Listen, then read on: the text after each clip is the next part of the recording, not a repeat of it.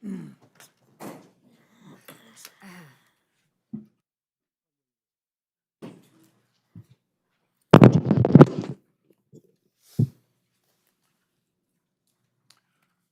evening, everyone, and thank you for coming. Madam Secretary, could we get a roll call, please? Commissioner Fowler, Present. Commissioner Rice, Here. Commissioner Trejo, Here. Commissioner Shaw Williams, Here. Chairman Springs. Here. Any communications from staff? Yes, Chairman. Staff received communication regarding item 6E and has been placed on the dais for the Planning Commission's review.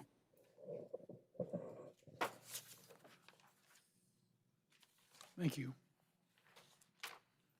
I'm trusting everyone picked up the agenda and in regards to rules of decorum. If you haven't, this should be out there on the table. I don't see anything for minutes here. We're going to open it up for public comments. Anyone wishing to address the planning commissions on any items other than the public hearing may do so at this time. You can go to the mic in the back. Give us your name. It can't be with anything that's on the agenda, sir. Any public hearing. Is it a public hearing? Anything that's not a public hearing? Thank you. I need to get an approval for minutes for June 3rd, 2026. Motion to approve the minutes for June 3rd, 2026. Second. It's been properly moved in second. Call for any questions? We're going to call for a vote. Commissioner Fowler, Aye. Commissioner Rice, Stay. Commissioner Trejo, Here. Commissioner Shaw Williams, Aye. Chairman Springs. Aye. Okay. He wasn't here. Okay, we can start with our public hearing. Item number 6A.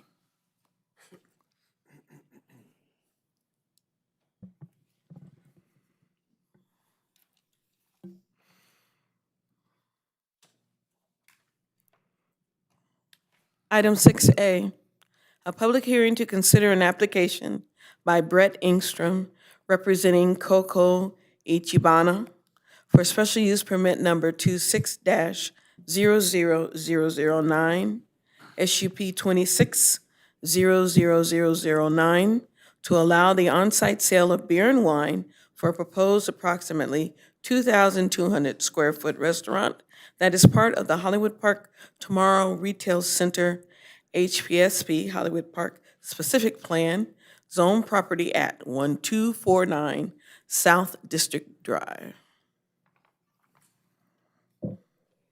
Chairman, the project file is present. Notice has been given in a time and place as required by law. Planning has received no written communications regarding this item. Planner Angel Leon Martel is present to give a short presentation. Good evening, Chairman Springs and members of the Commission. The subject site for this special use permit request is located within the major mixed-use general plan area and is zoned HPSP for the Hollywood Park Specific Plan. On November 1st, 2018, staff approved plot plan review number 2018-004 for the construction of the Hollywood Park Tomorrow Retail Center.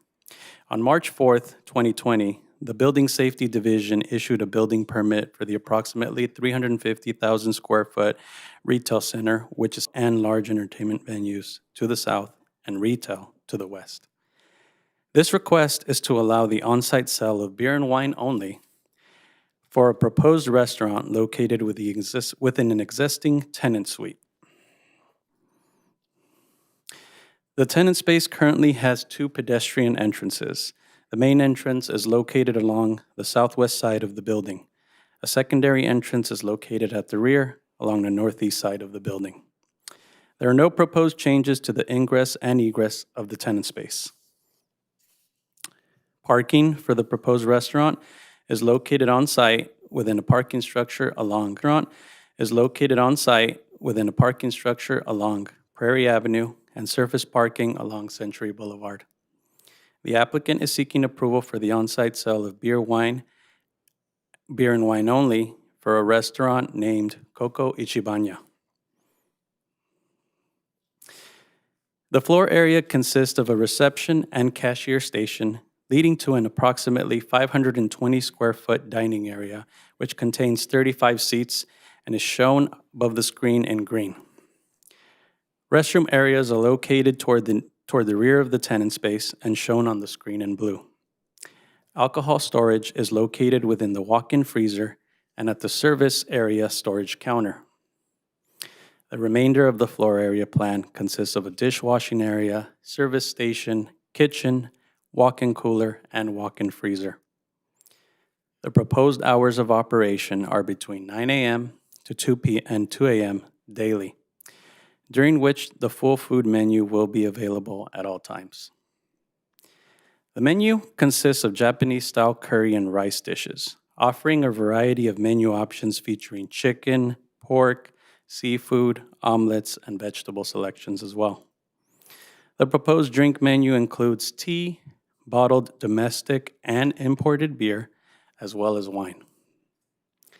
Alcohol service is restricted to the indoor dining area, where patrons will order from their server, who will deliver the drinks to their seats. There will be 15 employees working at all times during the regular business hours. 16 security cameras will be installed in addition to those that already exist at the retail center. And there will be no additional security guards for the proposed restaurant. The State Department of Alcoholic Beverage Control allows 4 on-site sale licenses for this census tract. There are currently 7 on-site sale licenses and 2 recently approved by the Planning Commission in 2025. Rhythm Bar was approved in June and Panini Kebab Grill in November of last year. The applicant has submitted a public convenience and necessity letter for the Commission's review and approval. The Hollywood Park retail site remains newly constructed and not fully occupied. A police substation was developed within the retail area, and the Inglewood Police Department will monitor all activity within the center. And due to the low tenancy rate, there are no reliable crime statistics available at this time. As conditioned, the proposed project will serve as an enhancement to the neighborhood setting and will continue to be compatible with the surrounding area. The site is developed in accordance with existing zoning and development standards for the HPSP zone properties. No comments were received for or against the project. The project is consistent with the major land use general plan designation. A categorical exemption has been filed, and the project is exempt from further environmental review. This concludes the presentation. I'm available to answer any questions you might have, and the applicant is also here tonight to answer your questions. Thank you. Okay, thank you. We're going to open up questions for you, first of all. We're going to start off with Commissioner Fowler. Thank you, Mr. Chair. I just have one question, Angel. I'm just trying to get the total count. I heard that from the beer and wine, from the licensing, they authorized 4. We currently, if I heard you said, we have 7. Does that include the 2 that we recently did, or, so that's 9, right? So this only shows the already authorized. This map shows only the already authorized licenses. The other 2 are still not authorized, but so potentially 2 more. So 9. Mhm. And while there are currently no statistics, quite a few of those locations, though, do sell alcohol already. So have we heard of any or known? So some of these locations aren't actually at the Hollywood Park retail site. For example, there's, the Hollywood Park Casino, and then there's 2 at the shopping center. Okay, Down the street. So that's already 3. so they're spread out. Yes. Got it. Okay, thank And then you. one of them does include the stadium. Yeah, because it's up, this is going to be by Cosm, right? Not far from Cosm. Like north. North, Kind of a north, little. yes, yes. More like the theater? where the It's, you know where theater- it is? It's next to the, it's really close to the basketball court. Okay. Yes, right Thank you. there. No further questions. Thank you. Commissioner Rice? Are all of the restaurants within the Hollywood Park? Microphone, please. Are all of the restaurants within the Hollywood Park development, do they all have distilled spirits or beer and wine licenses? Or do we have any with the sit-downs, restaurants that don't have?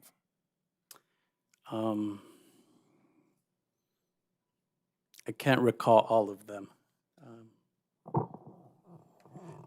Most have requested some sort of alcohol license, and it's also important to note that if this restaurant were not within the Hollywood Park specific plan, then the request would not be before you. So restaurants are allowed by right beer and wine only. Right. Generally, these types of applications would come before the planning commission if they were requesting distilled spirits. So as we're talking, it's our code treats beer and wine as a normal beverage option that would come or be allowed by right as a full service restaurant. So just a note. Okay, you answered my second question. Third one, the beer and wine, I think we have 3 that are in the census tract. Are all of those within the Hollywood Park development? The 3 that have been approved? The 3 that have been recently approved, two of the last 2 were. That's last 2. The last 2 were. And then to follow up on the question about the restaurant, one of the restaurants that just came to mind is The Melt, which is a hamburger spot, which they have not asked for alcohol. So that's one, for example. I know there's others in the works, but I haven't received those. I just want to make sure that plans. all the restaurants are on equal par and they're able to stay competitive with one another in that environment. Okay. No further got it. questions. Thank you. Commissioner Trejo? Just a quick question on a comment you made. You said that the last 2 recently have been authorized, or not authorized. Is that what you said? The Does that planning mean- commission gave them the approval. However, it's basically, they're not in effect yet through the state. The state So hasn't ABC has activated. not yet given them Yeah, approval. yes, correct. Okay, that's all. Thank you. Commissioner Shaw Williams? No questions, thank you. I have no questions. I'll wait for the applicant. If the applicant is here, take the mic in the back and give us your name and tell us about your project and why we should approve this. Of course.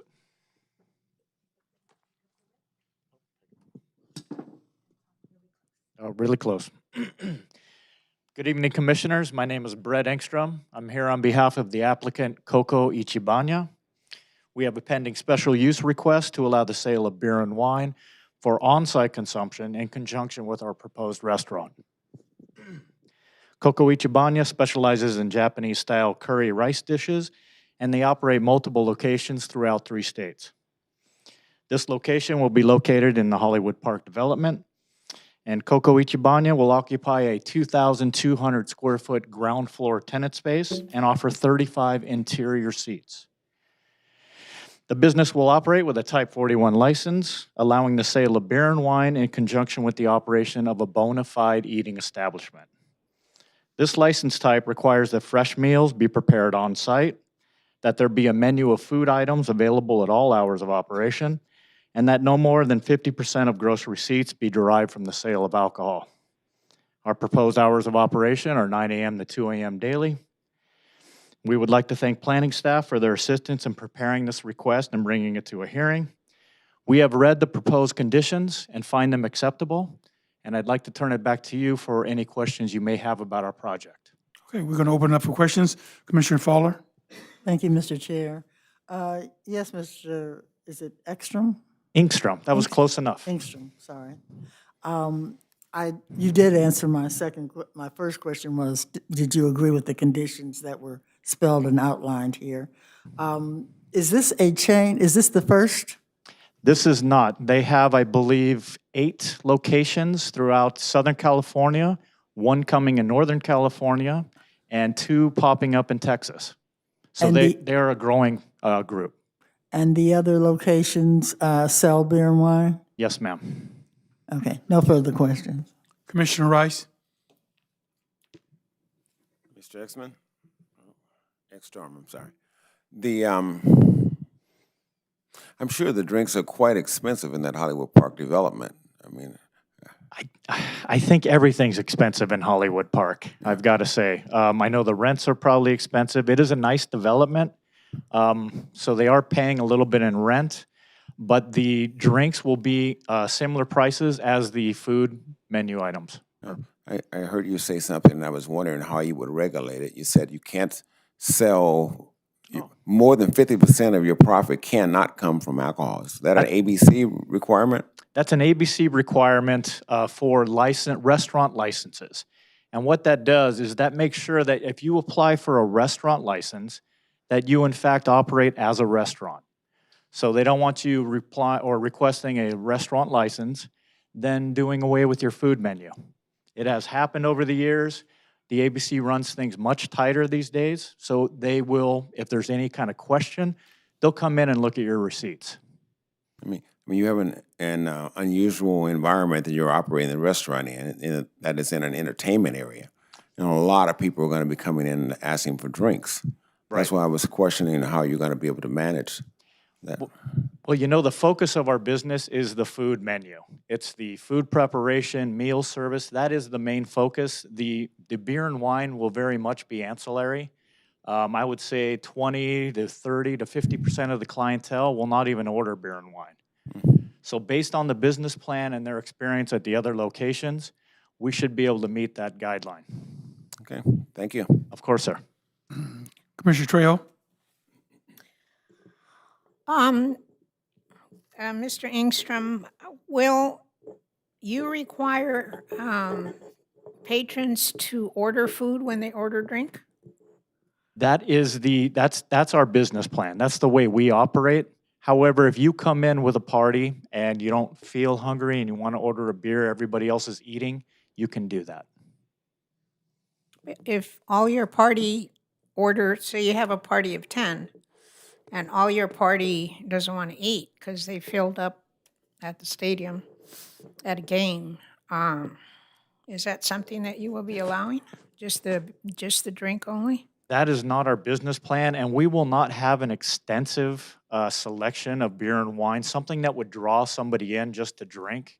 We'll have a few selections of beer, a few selections of wine, but nothing that a sports bar or a bar or something that really looks to draw in for alcohol sales is going to have. So I don't think it will be attractive to that particular clientele. Well, if you have a situation like that, will you encourage your servers to have them order an appetite? or something? By all means, yes. Our servers will be taught to push appetizers and push meal selections. Okay. How do they do that at one of your other Southern California locations? You know, as I said earlier, our main draw is our particular Japanese curry rice dishes. So people do not come in looking for the alcohol itself. It's this particular style of cooking. I do have a member of the restaurant group here. If you'd like to hear more about the particular style and food preparation, I could never do it service. And I would mispronounce every word involved. But the food service and the meal selections, that is the main draw of our locations. And your servers are trained to encourage food for your patrons. That's a great question. All the servers involved with alcohol sales or any of the servers will be required to attend an RBS training program. What is RBS? I saw that on your letter. Okay. Responsible Beverage Service. So this is operated by either ABC or a qualified service provider, and our servers are trained on how to ask for proper ID, how to avoid over-service, how to handle alcohol sales in a professional manner. Okay, thank you. Of course. Commissioner Shaw Williams? So what I'm hearing and understanding based upon my colleagues' questions, basically it's just a restaurant that's going to serve Japanese-style food that is the intention of most people who are coming to the restaurant, and beer and wine is just an added convenience and am I correct in thinking that way? You are entirely correct, and like I said, up to, I would say 50% or even more are not gonna order beer and wine. That's not the reason they're coming to this restaurant. We just offer it, how do I have kids, and when the kids were young, we would go out, and for a parent to get a half hour of downtime, I really enjoyed having one beer while I sat there. Right. So we'd like to offer just something for our patrons to enjoy themselves a little bit more, but it is not the main draw. And do you do reservations? Do you take reservations at your restaurant? I'm gonna say no, Oh, okay. but we can always make room for commissioners if you guys are interested in trying. But I would like to hear about, you said you had someone here who could speak to the specialty dishes that are served. That would be nice to hear about some of the Japanese-style curry rice dishes that that this restaurant's going to be preparing. I would like to invite him up if you'll allow him to speak. Yeah. Yes. Thank you.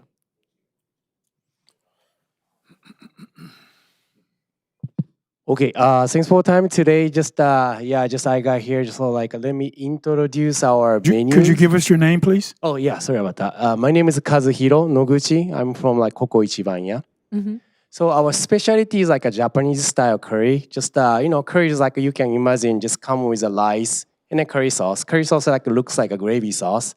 And our specialty is like customized for the customers. So you can choose like a sizes and then spice level, also topping or vegetable. So most likely, he already explained about our menu concept, but most likely, like eating rice, nobody just like order the beer and wine, usually. But we have also like appetizer, just like, it should be good with the alcohol. And we try to see the chance to sell more stuff in the Hollywood Park. So, thanks for opportunities, and that's what I can say right now. So hopefully everything goes well. Okay. Is it good enough? Thank you. Thank you. Thank you. No further questions. Okay, thank you. I just have a few questions. Number one is you indicated that 50% of the people that come in actually do not order beer or wine. If we did not approve this, would that tamper your business? Would that tap into your business where it wouldn't be successful? That's a yes or no? I would say yes. Okay. Because when you do sit down, you have a glass of wine or beer, you tend to stay longer and order more food. So it would affect our overall business plan. Okay. And lastly, if this is approved, would you be willing to name a dish after the Inglewood? I'm going to look in the front row here for a head nod. I'm sure we could look into something like a specialty dish for Yes, the Inglewood location. Inglewood chop suey or Inglewood or whatever. He's from I'm sure something could be figured out. Okay, we're going to put that in our notes. Thank you very much, sir. Any final questions from our commissioners? Commissioner Fowler, any questions? No further questions. Commissioner Rice? No questions, Chair. Commissioner Trejo?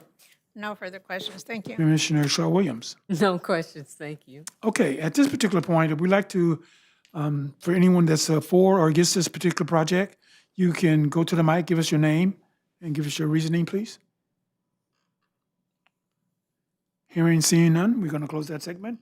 And I'd like to get a motion, please. Motion.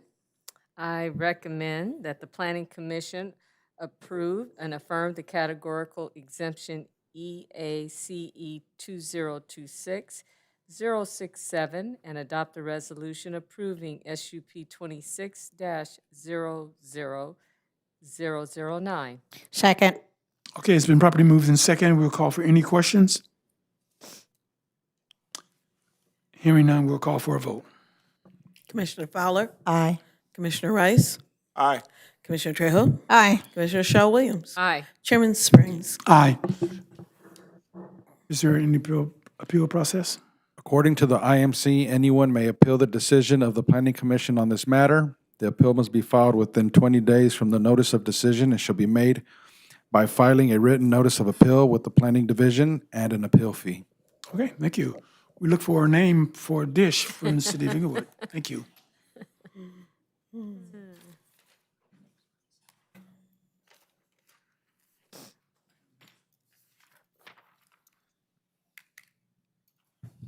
Once,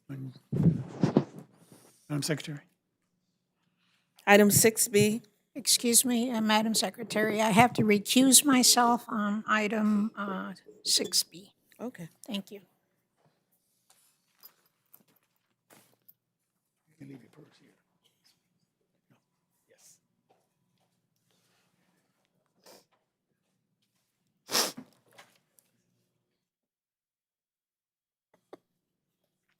Item 6B, a public hearing to consider an application by Sarkis Karagian for special use permit number 26-00010, SUP 26-00010, to allow a service station on an approximately 10,700 square foot C2A Airport Commercial Zone property at 4799 West Century Boulevard.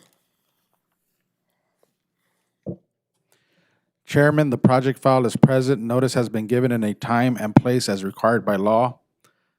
Planning has received no written communications regarding this item. Assistant Planner Brian Espinoza is present to give a short staff presentation.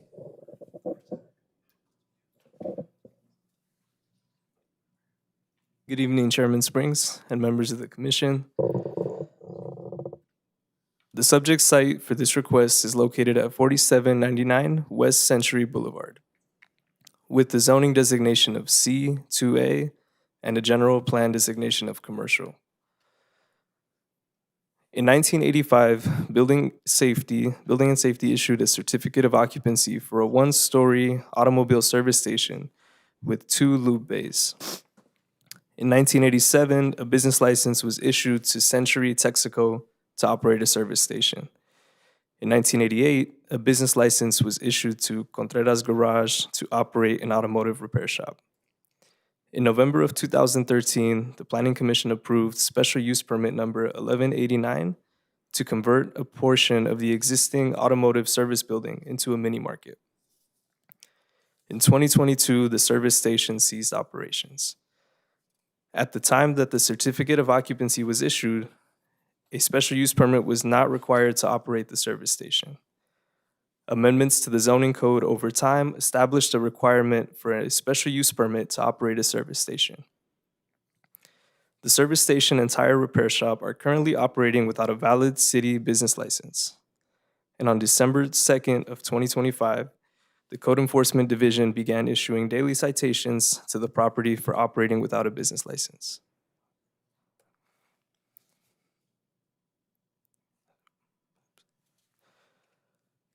The property is located on the northeast corner of Century Boulevard and Inglewood Avenue.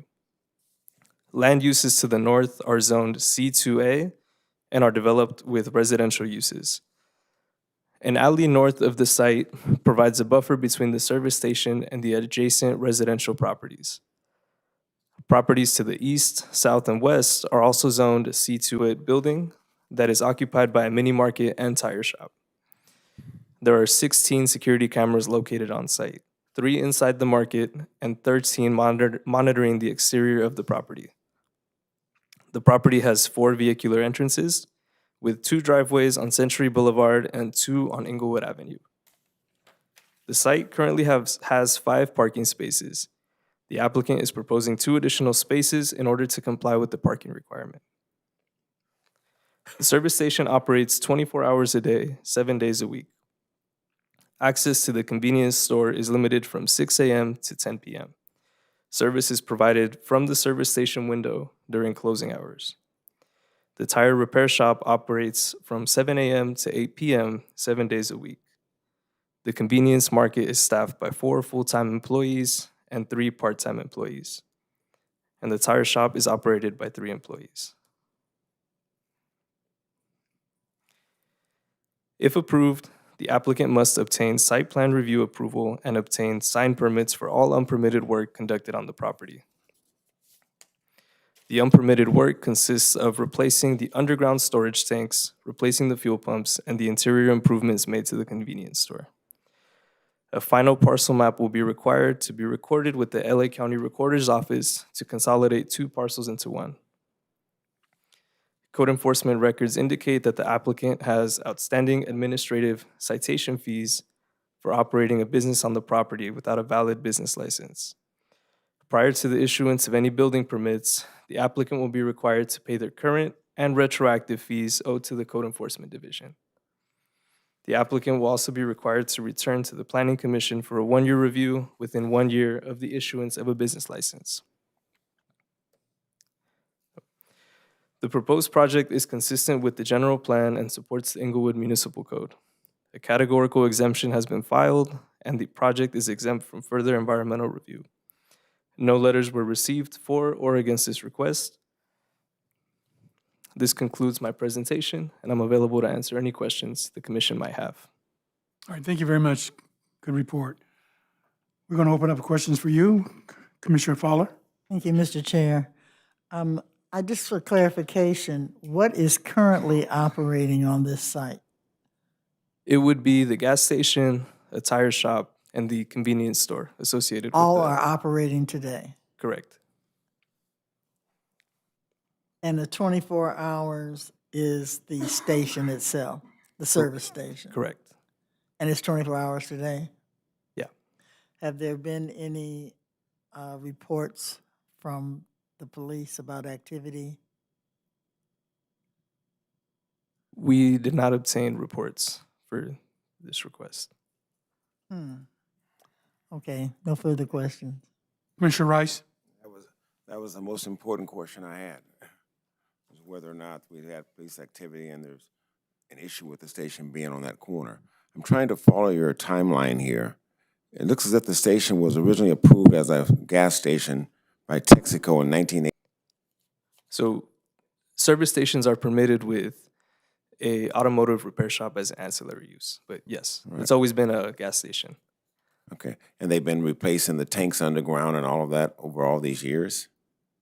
They've been maintaining the tanks themselves? What I'm reaching for is to try and find out if they've been operating, just knowingly operating illegally and digging up the ground, putting in new tanks, putting in new pumps with no permits, and they've been just intentionally violating the law, or did they just find themselves in this situation where they fell between different code restrictions, where we changed the code saying that now they're required to have a permit that they were able to grandfather in, or they were permitted for before, by not having to have special permits because they had a store and had an auto bay where they were servicing cars. So that meant they can have a service station. But once it closed in 2025, they got caught in the middle of a net here. Right, Commissioner. So when they were issued the original certificate of occupancy for their service station, they were up to date, up to par on all their services. Which year? Which year? It was issued in 1965. Okay. So everything was up and current. However, in 22, when it became vacant, that's when it started getting cited for all these unpermitted activity, such as the storage tanks and the fueling pumps and the canopies and the signs. So from 2022 to present, that's where we have all the code violations in place. But prior to that, the business was running current, had a business license, and it had a certificate of occupancy issued in 1965 when it was originally built. You brought me up to 2022, where you said they started getting cited for the tanks. Right, those are the records that we have, that in 2020. No further questions at this time, Chair. Commissioner Shaw Williams? Okay, so in 2022, they ceased operation. When was it that it was discovered that they were doing things without proper business licenses? How long had they been operating? Had it been a year, in 2024, 23? I'm just... So when they stopped operation in I believe in 2025, the IMC provision states that once a business stops operating for more than 6 months, 22, it becomes non-conforming, and therefore that's why it's in front of you today, because it's non-conforming per the Inglewood Municipal Code because it stopped operating for more than 6 months. Okay, and it says tire repair. Does that mean they just repair tires, or do they sell tires too? It would be both. It would be both. Okay, no further questions. Thank you. Okay, my question is in regards to the convenience store. When was the convenience store brought in? Was there a special use permit for the convenience store? Did there have to be one for that? A special use permit was approved in November of 2013. For the convenience store? Correct. To convert a portion of the automotive repair shop to a convenience store. Say that one more time? Sorry. In November of 2013, the Planning Commission approved a conversion of a portion of the automotive repair store or a shop to allow a convenience store. But they closed that in 2022, correct? Correct. So now we're coming back for a permit for an approval to open up a service station and a tire shop. Would that include the convenience store as well? Correct. Okay, so we'll get on the applicant, if the applicant's here. Thank you very much. Good question, good report. You helped us out a great deal. So if the applicant is here, please go to the mic. Tell us your story. We need to hear this. And please give us your name. Good evening. My name is Vanya Stepani. I'm here on behalf of the applicant Sarkis, and my colleague and architect Carlos Silvia is also here. So to answer your question regarding the closure was done. No, sir. I need you to tell us. I need you to tell us why we need to grant you a special use permit for your service station. That's what I need you to tell us. Well, the service station was existing. They closed in 2022 to replace all the tanks and the pumps that was required by state of California to have all of the old tanks replaced. So the gas station was closed due to the fact that we had to replace all the tanks.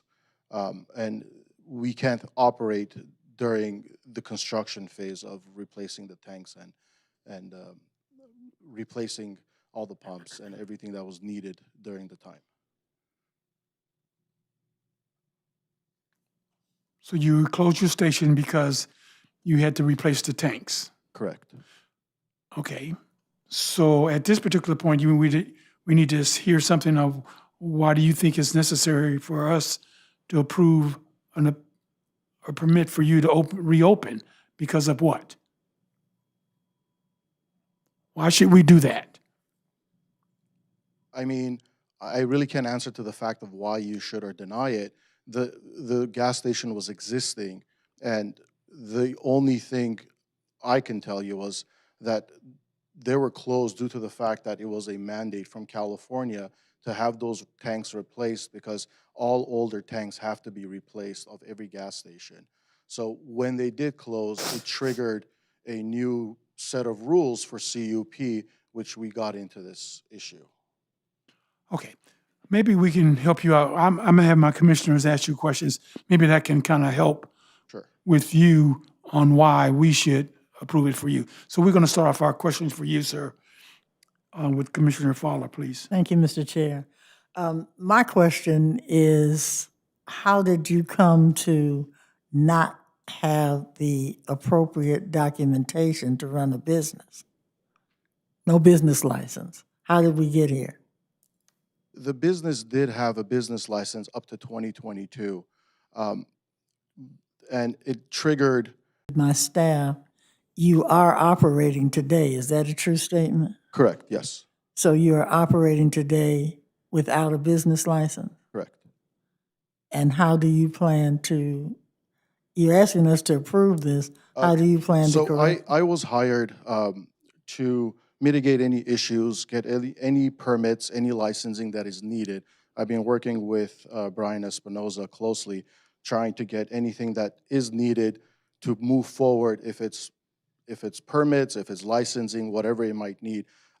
We have been told not to do anything yet until this hearing to move forward. So we are ready to move forward to get any business licenses that we need, any permits that we need to just move forward. So that was my final question to you. You are aware of what all is required? Yes, And correct. you're prepared to do that, should we approve Yes. your permit? Yes. Okay, thank you.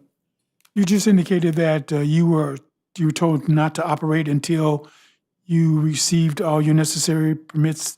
Is that what you just said? No, we were told not to proceed with licensing or permits until we have this hearing, and the outcome of this hearing, we would proceed from this point on, obtaining all the permits and all the licenses that are needed.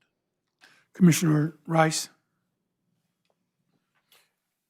You were requested by a regulating body within the state of California to change your tanks and pumps. Is that correct? Correct. Okay. Are you or your client aware of which body would regulate the actual process of changing your pumps and tanks?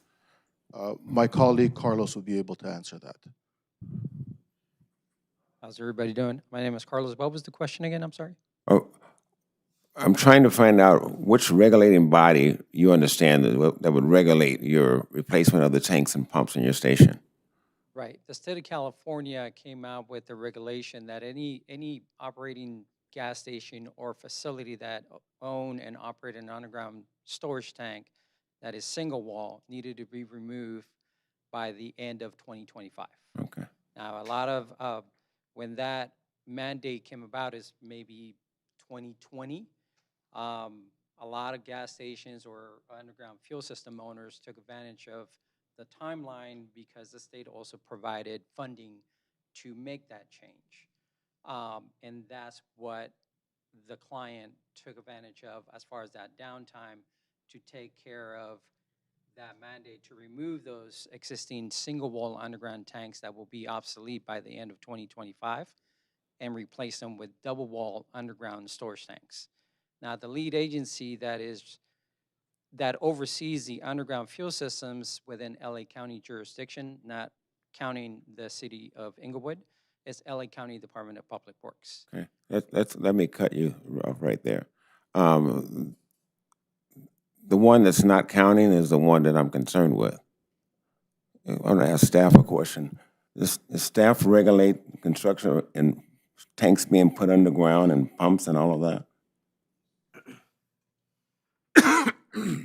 Yeah, so there would be a requirement for them to file a plan check application for any construction-related activity that's happening on their site. And we would have a building and safety inspector on that There job should site? be a building permit pulled and it be inspected.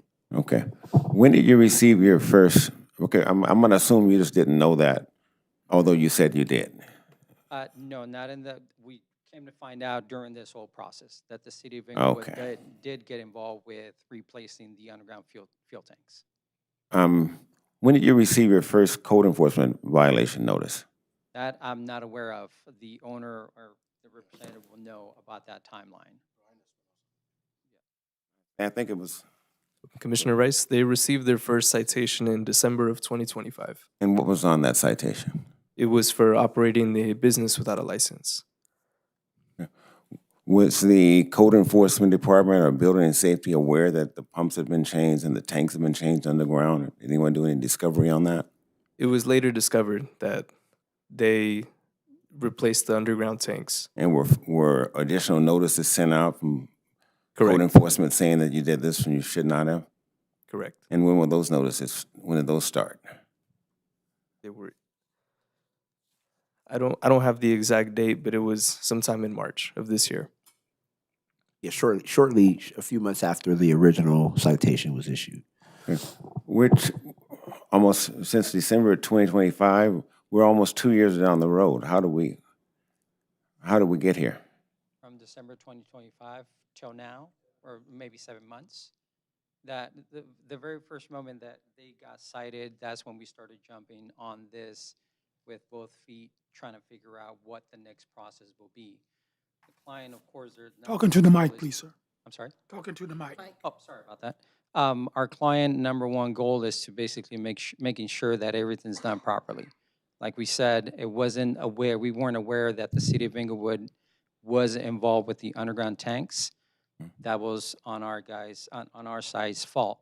So right now where we are is making sure that everything's permittable with the city of Inglewood, and whatever those steps to take will be, we're willing to go ahead and go forward. Did the, and I misspoke on the calculation, it was like 7 months, so correct myself on that. You, did the code enforcement department request that you cease operations until you got a business license? As far as I know, they had requested to get a business license, but they were getting fined every day for operations. It's a tricky situation because they were getting fined. They weren't able to get a business license because they couldn't obtain the permits. And we couldn't obtain the permits because we had to have this hearing first. So it was a lot of back and forth. He's willing to obtain the city license, but he wasn't allowed to due to the fact that he can't obtain the permits. We can't obtain the permits without submitting drawings and getting the drawings approved, and that can't be approved without this hearing. Did any agency from the state of California come and check your tanks and sign off and give you a certification that everything was good? Carlos would answer that. Correct. As I mentioned, the lead agency is LA County Department of Public Works. When it comes down to gas tanks, is South Coast Air Quality Management District. Both agencies came to do proper inspections during the installation process of it. And there's documentation to back that up as Does well. staff have a record of that? We don't have a record on file, but the applicant has it present with him. Okay. No further questions, Chair. Commissioner Shaw Williams. Commissioner Rice was so thorough in his questions and responses, I have no questions.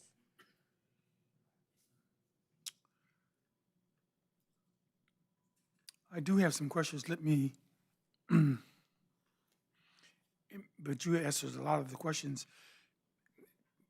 If the state came in, they gave you an approval, they signed it off, and it was your response. First of all, how long have you been in business? That's number one. Gas station?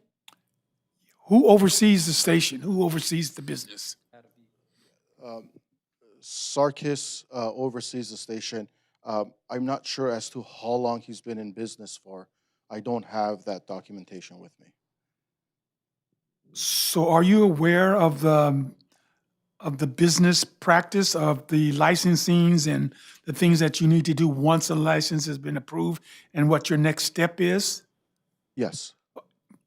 And you failed to follow through? No, so unbeknownst to us,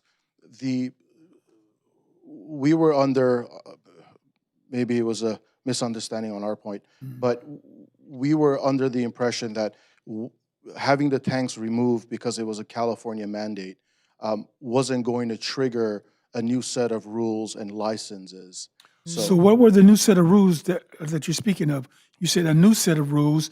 You're talking about from the city of Inglewood? Correct. So City of Inglewood, as the gentleman suggested earlier, that once your business has ceased to operate for 6 months, it triggers a new set of city licenses and CUP.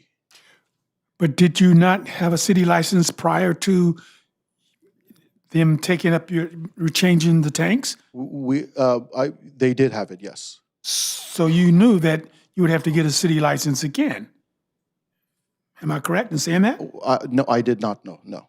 Are you telling me, sir, that you're running a business in the city and you're telling me that you're unaware that you have to have a city license? No. We are aware that you need a city license, but we were unaware of the fact that during construction, if we were closed for 6 months, it would trigger a new city license. We would have to obtain a new one. We did have a city license, and we know we had to get a city license, but we were unaware of the fact that if we were closed for 6 months, we would have to get a new city license. Okay, I need the staff to kind of help us out on this. Would you please, sir? So, so it's our understanding that the business, and I'm just getting a little bit of clarification as it relates to some ownership information. But generally, when a business license ceases to operate, the business owner closes the use or whatever the case may be, then there's a 6-month window for someone to come in and reopen the business or reactivate the business license that would then essentially grandfather the use back to what its previous use was. In this case, there was a number of years that had expired between the time that they ceased operation and began operation.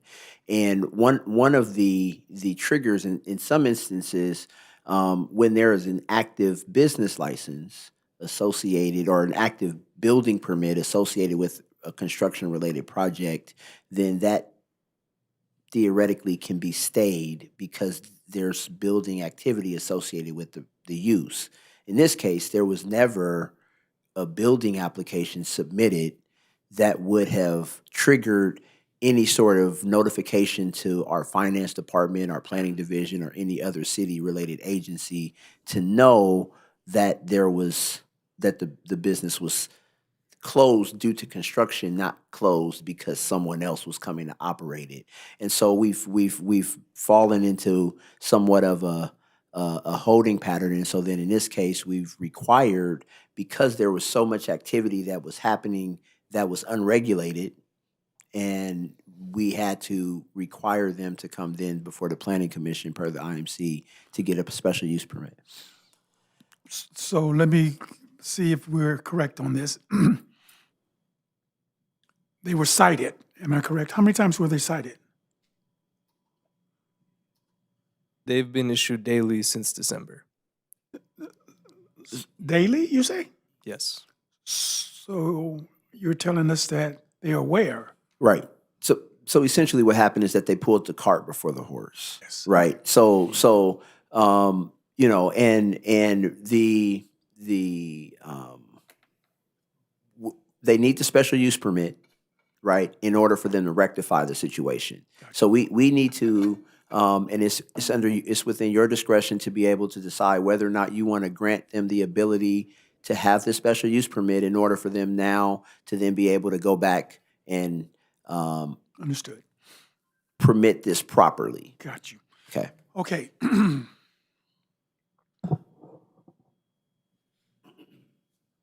If we did not approve this, if we didn't approve it at all, sir, you would have an empty lot.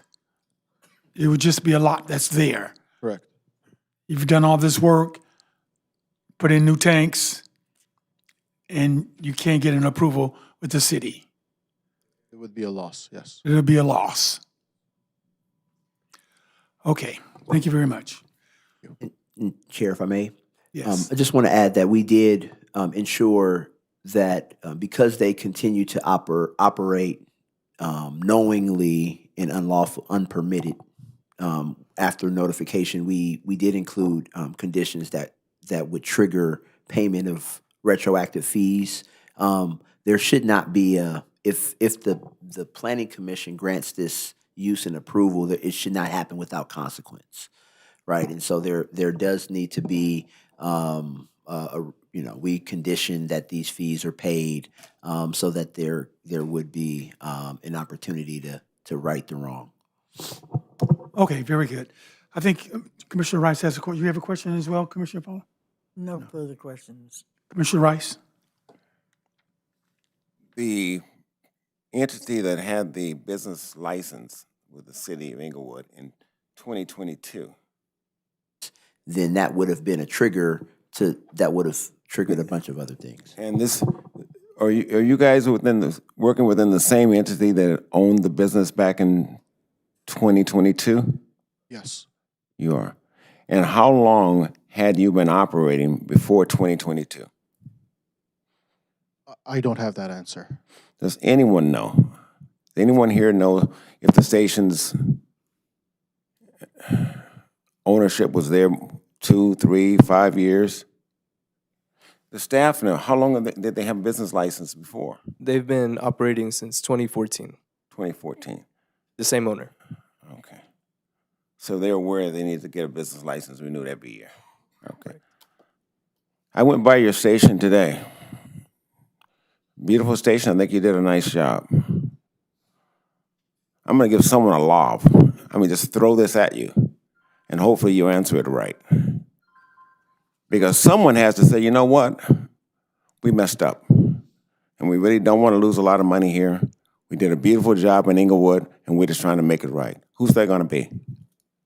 That is our job, and that is why we are here. So we can rectify any issues that were caused beforehand and fix it and move on and get all the permits, whatever fees there are, get the licensing, and just operate the business in the city of Inglewood. And you're the representative. The owner didn't show up. The owner is in Japan.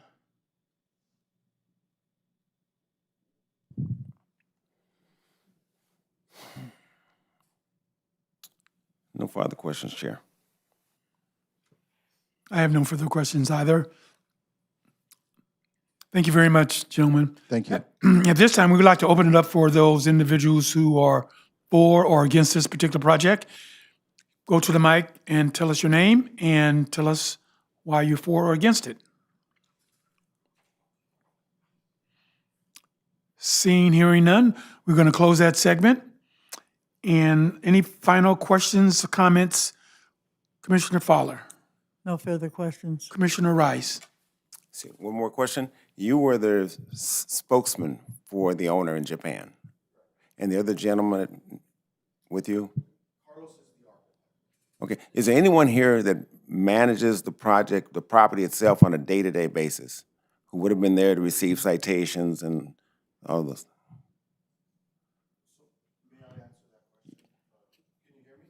Go to the mic.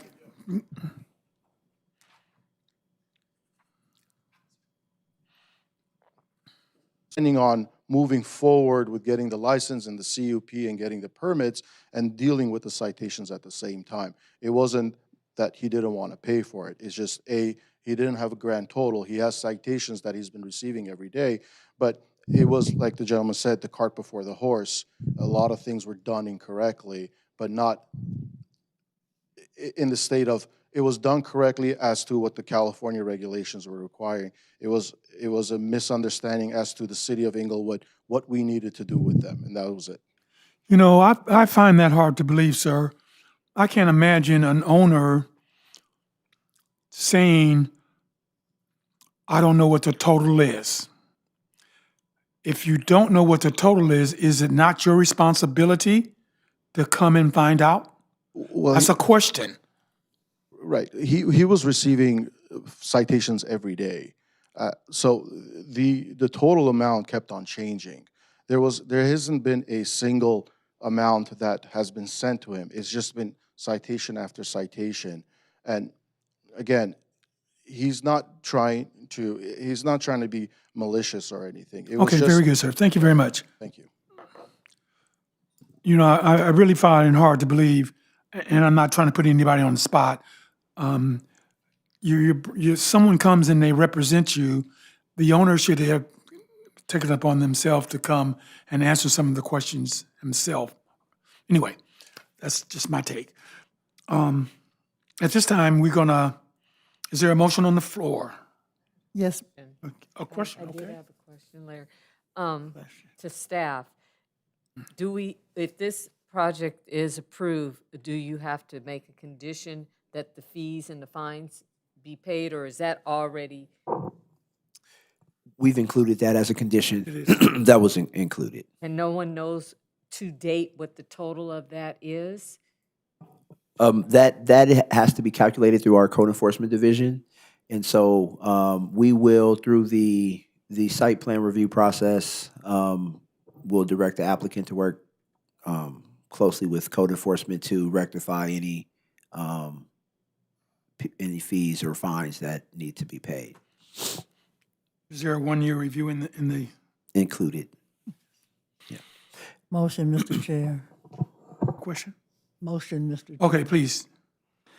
I move that we affirm the categorical exemption EA-CE-2026-065 and adopt the resolution approving SUP 26-00010 with the following conditions that had been articulated, that there would be all fees brought current and paid with the condition of this approval, along with a one-year review.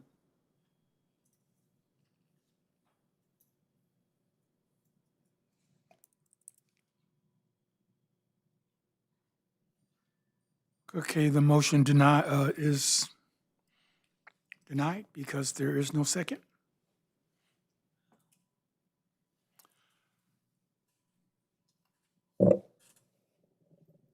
Am I able to second? You I can. was still processing everything. She made the motion. I've already indicated that the motion was declined because there was no second. Now, you want to restate your motion again? Yes, Mr. Chair, I'd be happy to restate the motion.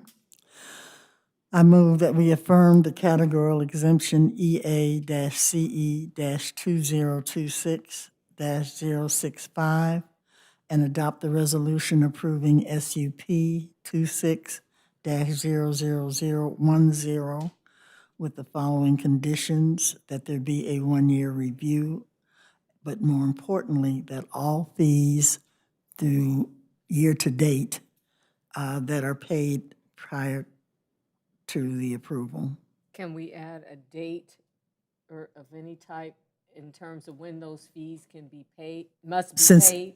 I'm concerned that since it's daily, how do we stop the date? How do we say the date?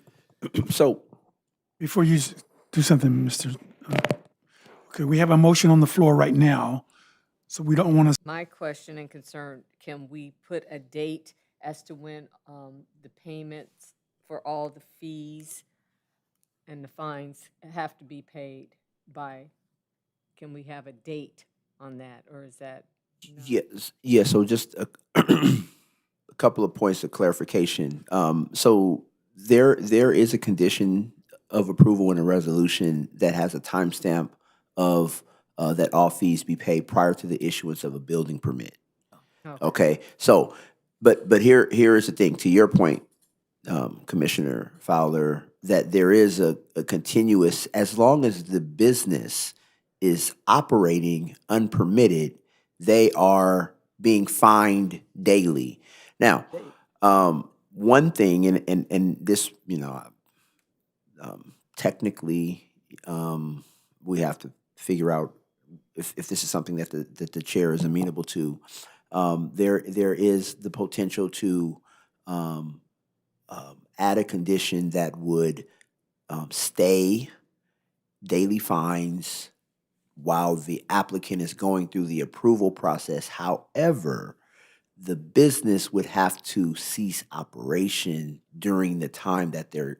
So I'm giving you this as an option. The problem is that if, and forgive me for speaking in a after a motion has been issued, but just thinking through this, is that this body is going to approve a use that is currently operating unpermitted, right? And so to continue to allow that use without any recourse, right, associated with their continued operations, they have to still go through the planning process, the building process, and get their plan check approved, creates a bit of a conflict.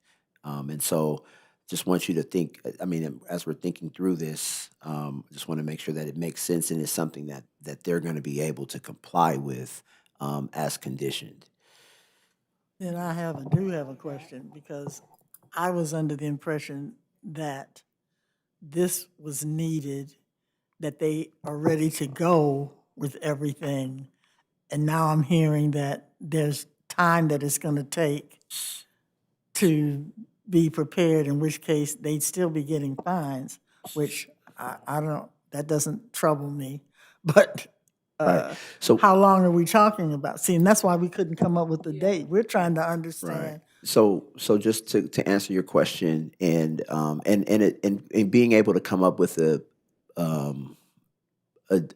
date certain is probably not the best way to approach it. Maybe it's a 90 days or 120 days or something like that to give them time to go through the permit process. But so that's one part.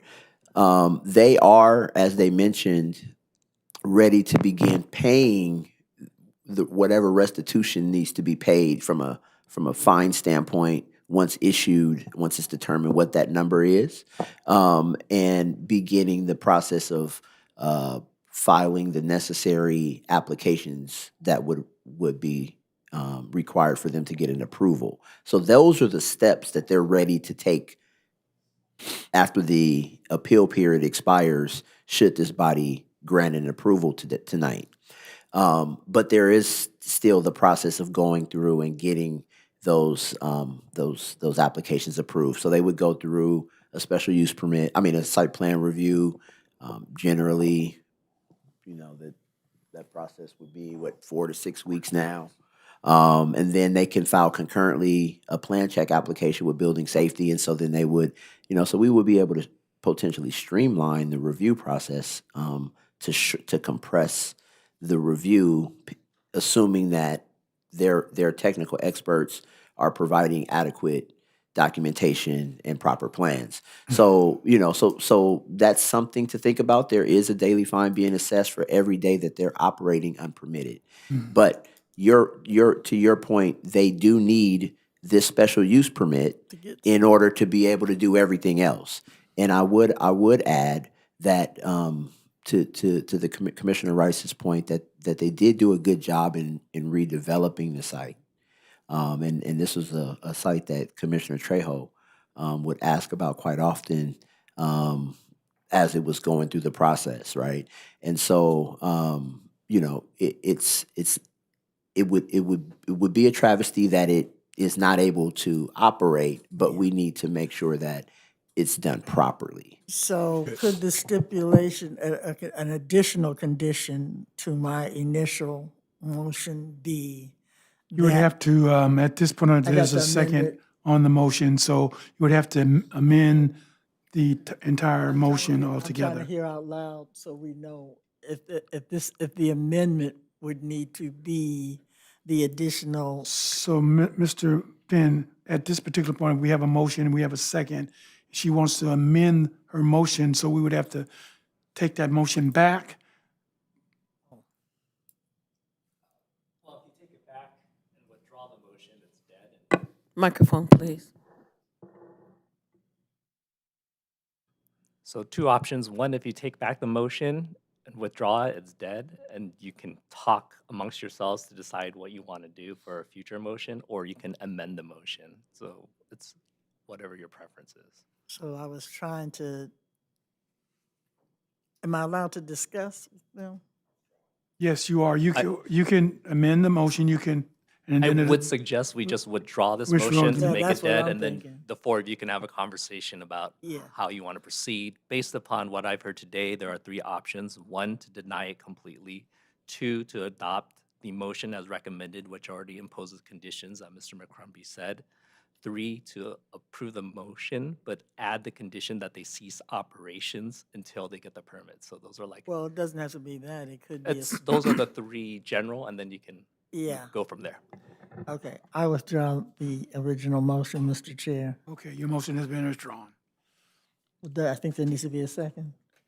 Or no? No, you don't need a second. No, okay. Okay, at this particular point, the motion has been withdrawn, and it's going to be a discussion, so among the commissioners, we'll have a, Ask staff about the conditions that are already on the right. motion or additional conditions. Yeah, I wanted to ask about an additional So we condition. want to open up for staff to tell us what's your recommendation, what you have considered.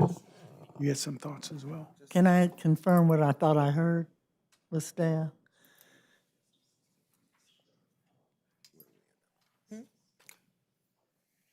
At this time, can we get a Yeah, 5-minute break? We want to do a 5-minute break at this time. So we'll convene in 8:20. We'll convene at 8:20.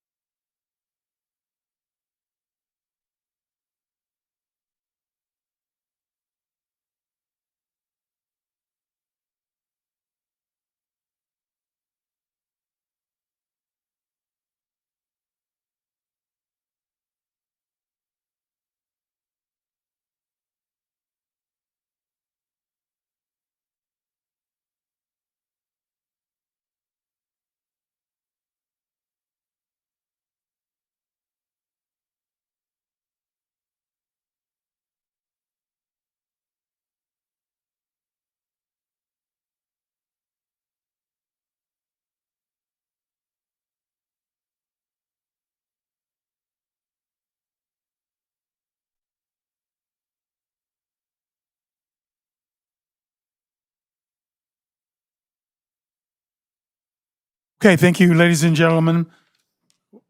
Our meeting is called back to order. Right now, there's should be a motion on the floor.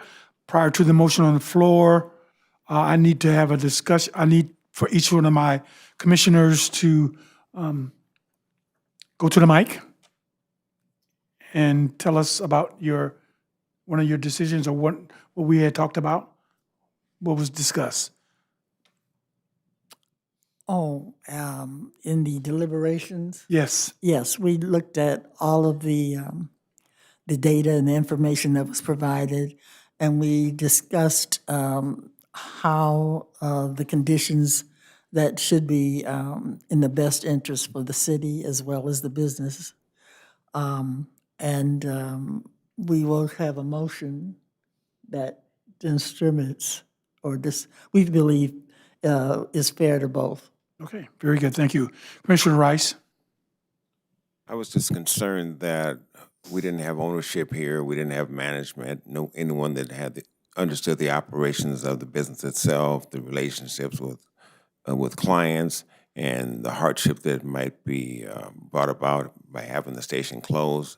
There was no cry for that from anyone or from anyone from the public coming and speaking in favor of the station staying open, and then the two representatives that came didn't seem to have a lot of information other than potentially architectural information to offer, and then an explanation of what happened, which we received from staff.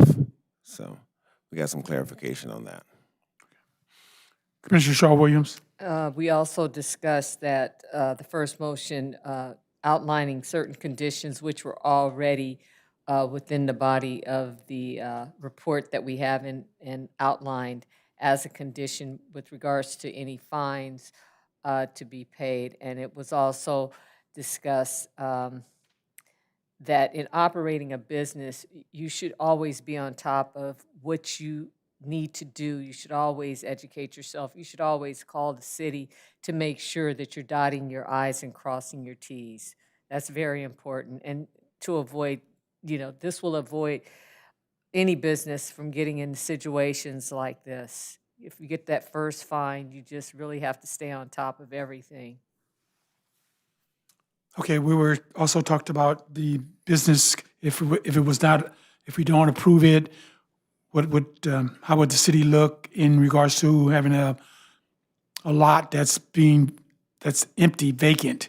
And so we also talked about the owner making sure that any future things that we do here at the City of Inglewood on the commission, that the owner should always be aware and should be here so the owner could actually know what's being done.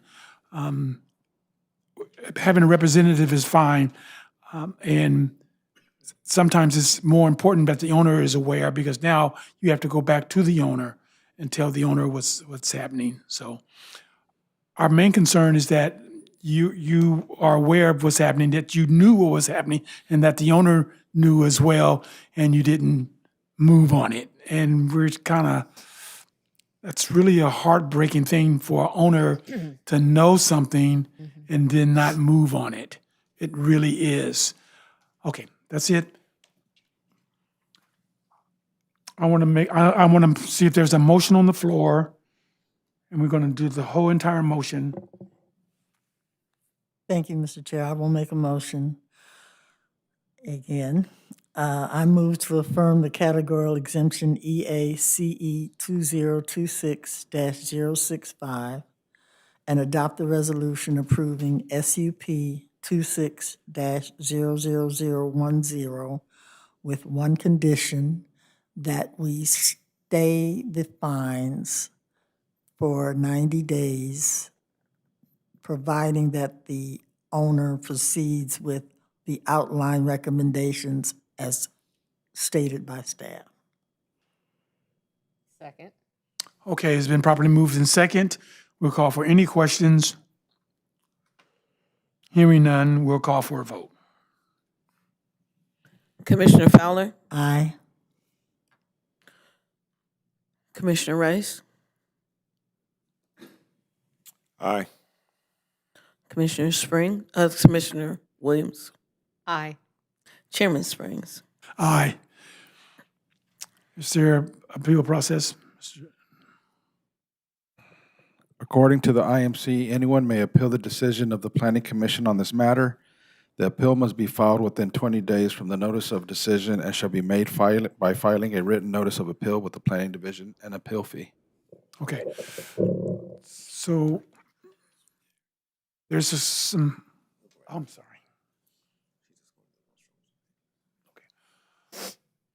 Okay, so you have it, but there's certain things that must be done. You have to make sure these things are done. So please see your representative so he can tell you exactly what needs to be done. Okay? Thank you. Okay. Yes, okay, we still have to move on, right? She'll be back, right? Is Trejo in the audience? Is Commissioner Trejo? She's coming. Here she comes.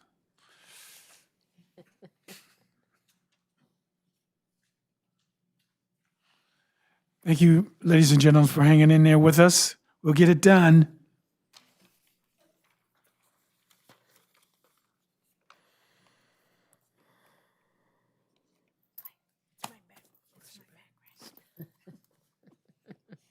Your high chair.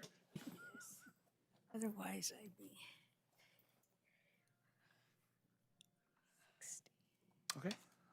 Item 6C, a public hearing to consider an application by 360 for a special use permit number 26-00011, SUP 26-00011, to allow an electric vehicle charging station, service station on an MU2A mixed-use 2A zone property at 8515 South La Cienega Boulevard.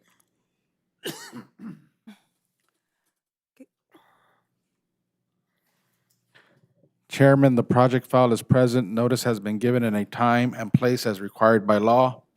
Planning has received no written communications regarding this item. Assistant Planner Faith Smith is present to give a short staff presentation. Good evening, Chairman Springs and the members of the Commission. In 2011, the Planning Commission approved Special Use Permit Number 1136 to allow a new motorcycle dealership in an existing 12,400 square foot commercial building on an approximately 22,200 square foot property. In April 2012, the Planning Division approved a business license for automotive sales. The applicant is requesting a special use permit to allow an electrical vehicle charging service station on an MU2A zone property. The project site is located at the northwest corner of La Cienega Boulevard and Olive Street and is zoned MU2A, mixed use 2A. Properties to the north and west are zoned MU2A and are developed with commercial uses. Properties to the south are zoned CS, commercial services, and are also developed with commercial uses. The 405 is east of the subject site. The proposed project includes the demolition of the existing one-story commercial building. The project includes the installation of 8 power cabinets centrally located within the site, 24 EV charging dispensers, 2 switchboard assemblies, 2 utility transformers, 1 utility meter, and 10 light poles to provide site lighting. The proposed electric vehicle service station will contain 24 parking stalls for electric vehicle charging. No employee parking spaces are provided pursuant to Assembly Bill 2097. The proposed project will be served by 2 driveways on Olive Street, both designed for ingress and egress access. The proposed project will preserve and protect the existing 5 Palo Verde trees located along La Cienega Boulevard frontage. In addition, the applicant proposes to install 3 24-inch evergreen elm trees along Olive Street and approximately 255-gallon shrubs, varying from aloe vera, safari sunset aloe, Casa blue flax lily, Shara matte rush, and purple New Zealand flax throughout the site. The proposed project consists of a private electric vehicle charging service station serving only light-duty vehicles operated by a commercial fleet. The facility will not be open to the general public and will operate continuously 24 hours per day, 7 days per week. Vehicles are expected to arrive individually, utilize the on-site electric vehicle charging stations, and depart upon completion of their charging. The facility is anticipated to employ 4 to 8 on-site employees that will assist with the maintenance and operation of the site. The site will be enclosed by a 6-foot wrought iron fence with metal perforated screening to provide security while maintaining visibility into the property. The proposed facility will include a security booth adjacent to the gate entrance. The site will be monitored by an on-site security personnel 24 hours per day. Site access will also be controlled and monitored through the secured gate entry and by the security personnel. The applicant proposes the installation of an approximately 790 square foot, 1-story prefabricated building located at the northwest corner of the project site. The building will provide 2 on-site restroom facilities, a storage space, an office area, and an employee lounge. The exterior of the proposed prefabricated building consists of horizontal and vertical white corrugated metal pane siding complemented by glass windows. I have included just some 3D renderings. In this rendering, you can see the security booth, which is adjacent to the security gate. And this is the side where the existing Palo Verde trees will stay. And you can also see a clear view of the perforated metal screen fence. As discussed, as conditioned, the proposed project will serve as an enhancement to its neighborhood setting and will be compatible with the surrounding area. The proposed project is consistent with the general plan and supports the Inglewood Municipal Code.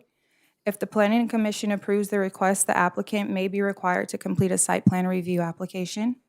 A categorical exemption has been filed, and the project is exempt from further environmental review. No letters were received for or against this request. This concludes my presentation, and I'm available to answer any questions the commission might have. The applicant is also here tonight to answer any questions. Okay, thank you, Faith. Good report, Faith. Thank you.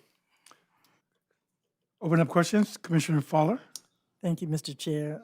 Faith, I just wanted to make sure I heard it's private, not for general public? That is correct. It is private, not for general public. Okay, my questions will be for the applicant. Thank you, Mr. Chair. Commissioner Rice.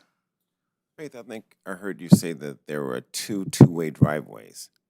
That is correct. But in the plot plan that we have here, it shows an entry on the west side and an exit on the east side. Sorry, one way. So one way, it's 2 driveways. One provides ingress and then one provides egress. Okay, My that's- apologies. okay, no problem. Yes. No further questions, Chair. Commissioner Trejo. Welcome back. Thank you. That was a long one. No questions at this time. Wait for the applicant. Commissioner Shaw Williams. No questions. I'll also address the applicant. Thank you. I have no questions either. I'll wait for the applicant. If the applicant's here, go to the mic and give us your name and tell us about this particular project.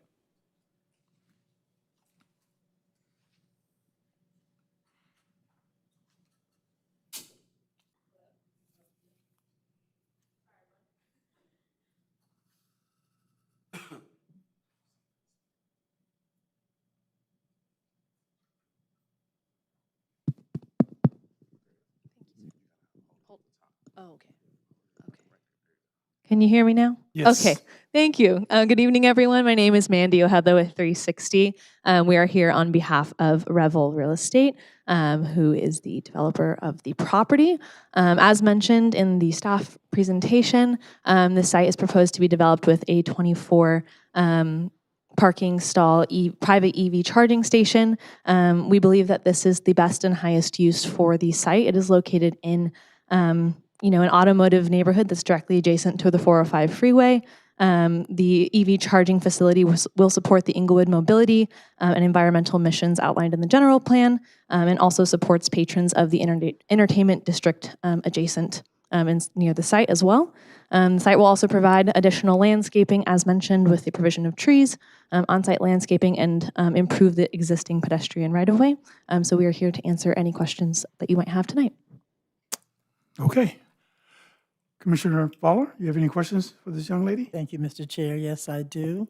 My first question is a little bit more about who would be using the site, because I understand it's not for general public, so use. It will be operated by a commercial operator, but the vehicles will service patrons in and around the city of Inglewood. I'm not clear on who gets to use it. Is it a club? Is it, I'm trying to understand who would be parking there. It would be contracted with a commercial vendor who operates fleet charging vehicles. So their vehicles would basically come to the site to charge and then to depart. So they own the fleet of vehicles? Correct, yes. And so that's for their purposes? Yes. Thank correct. you. That was my only question. Okay. Commissioner Rice? Would you entertain having a Waymo-type company where the vehicles drive themselves and come in and charge themselves, or would? Just for Waymo, but it would be for other similar type fleet vehicles servicing light duty vehicles. Okay, thank you. Commissioner Trejo? To follow up a little bit on the questions by my two fellow commissioners as far as the operator, I was going to say, give an example of what type of operator will be there besides Waymo. That was specific, but like what other type of fleet operator? There are other types of fleet operators. I believe Zoot is another one that operates very similar vehicles. Which one? I'm sorry, I didn't. Zooks. Zooks. Okay. Yeah. It also could be, Amazon or other.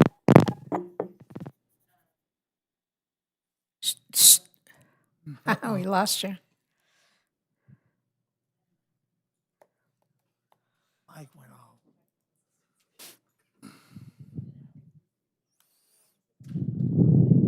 There it is.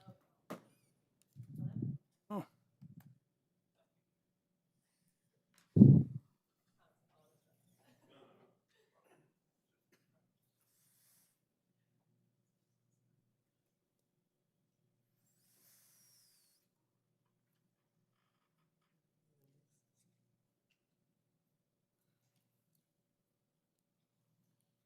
What happened to those good old mics that had wires to them? Huh? And now we have electric vehicles as well. I can imagine driving down the street with an electric vehicle and then all of a sudden it stops. It can happen. That's why you got to keep it charged. Thank you so much. Okay, so we've got Waymo, Zoox, and Amazon, and I know they're just examples. I know that's not the vendor that you've contracted with. Could it be more than one vendor, or is it going to be exclusively one vendor? It will be, the contract will be with one vendor. Just one vendor? Correct, for the entirety of the site. Okay. There will be one tenant for the site. One tenant for the site. So then the security would have, the security they pass would know who the vendor is and what drivers will be going in and... Correct. All of the security and employees will be operated by the specific commercial tenant of the site. But the information that was provided in the staff report generally is what the site can accommodate in terms of employees on site. And there will be 24-hour security personnel as stated, but that would be handled individually with the commercial tenant. So is it for a particular term, 1 year, 5 years, 10 years, long term? The term of the lease has not been decided with the tenant at this point. Okay, thank you. Commissioner Shaw Williams? Do you have any other EV stations that you operate, or is this the only one? Yes, Revel operates 11 EV stations nationwide across the country. There's sites in New York, I believe San Francisco. This would be the first in Los Angeles. Okay, and in terms of Zooks, I know they're in Las Vegas. Are they currently here yet in Southern California? Yes. I haven't seen any. We saw one in your office, yes. Really? Okay. Okay, no further questions. Thank you. Okay, thank you. I have no questions. Thank you, ladies, very much. At this time, we'd like to open it up for any individuals that are for or against this particular project. You can go to the mic, give us your name, and tell us you're for or against this particular project? Seeing, hearing none, we're going to close this segment. And any final questions, Commissioner Fowler? No further questions, Mr. Chair. Commissioner Rice? Question for staff with reference to the vehicles entering on onto Olive Street. Let's see, we have the entrances on the west side, and then they would exit on the east side. Did you guys do any type of traffic study because Olive is the entrance that you would use going on to the 405 freeway, and that could get pretty congested from time to time. You do any kind of study on the traffic on vehicles coming in and out of the charging station and entering that intersection? So for the traffic study, we will make sure that we, once it goes through site plan review, it will be routed to Public Works, and we'll make sure that all of the comments from traffic, from the traffic division is taken in and answered during site plan review. And then during that period, you can make a determination on whether or not we're making a left and a right off of Olive, or we're just coming up Olive westbound and making a right only. Correct, yeah, the traffic division, they would, if only a right turn, they can issue, if recommendations, they can issue a recommendation for a left only or right only turn. On entering and exiting, Correct. right? Okay, thank you. Okay, Commissioner Trejo? Well, I like the location because it isn't near any residential, and I think it was stated that it's mostly automotive around, so I think that that's a real plus, and I think with the landscaping, it is an enhancement to the site there. Thank you. Commissioner Shaw Williams? I agree with Commissioner Trejo. It is going to uplift that area, and it's a good location, especially being close to the freeway. No further comments. Okay, very good. Is there a motion on the floor? Motion. I move that we affirm categorical exemption EACE 2026-068 and adopt the resolution approving SUP 260011. Second. It's been properly moved in second. We call for any questions? Hearing none, we'll call for a vote. Commissioner Fowler, Aye. Commissioner Rice, Aye. Commissioner Trejo, Aye. Commissioner Shaw Williams, Aye. Chairman Springs. Aye. Is there an appeal process? According to the IMC, anyone may appeal the decision of the Planning Commission on this matter. The appeal must be filed within 20 days from the notice of decision and shall be made by filing a written notice of appeal with the Planning Division and an appeal fee. Okay, very good. Got your electric station. No gas, just electric now. Okay. Item 6D, as in David, a public hearing to consider an application by Alvin Santos representing Doolin's Soul Food Restaurant for special use permit number 2600013, SUP 2600013, to allow outdoor dining and an event center in an existing one-story, approximately 3,300 square foot commercial building on an HC Historical Core Zone property at 202 East Manchester Boulevard.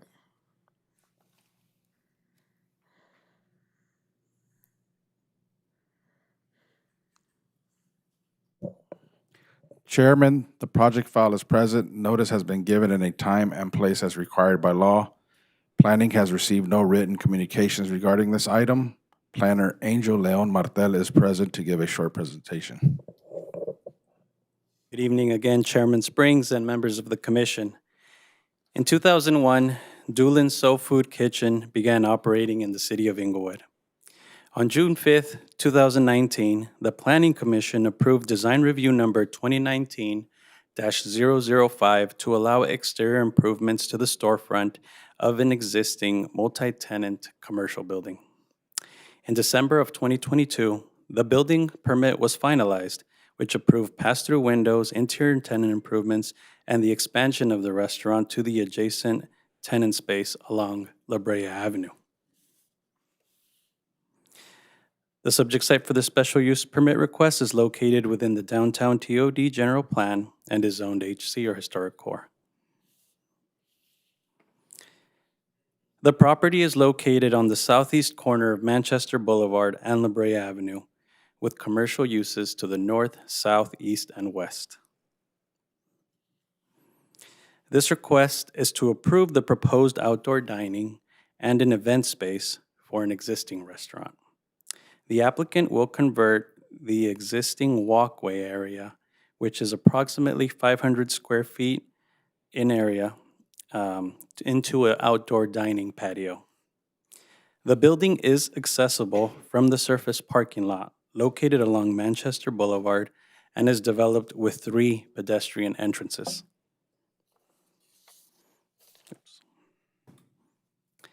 The main entrance is located along Manchester Boulevard. A secondary entrance is also located along the same facade. The third entrance is located at the northwest corner of the building. No changes to the pedestrian access are proposed. The site is currently developed with 4 on-site parking spaces. Vehicular access is provided via the existing driveway on Manchester. Pursuant to Assembly Bill 2097, the existing restaurant and proposed outdoor dining area is not required to provide any parking. However, the proposed event center does require 4 on-site parking spaces to accommodate employees. In addition to the restaurant, the restaurant has access to 8 parking spaces located at the adjacent surface parking lot, which is located at 204 South La Brea Avenue. Doolin's serves lunch and dinner with offerings that feature chicken, seafood, oxtails, pork chops, and other Southern-style specialties. The restaurant also offers beer, wine, and sangria.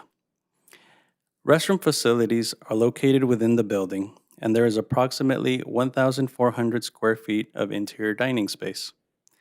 The proposed patio area is accessible from the interior of the restaurant from existing door openings.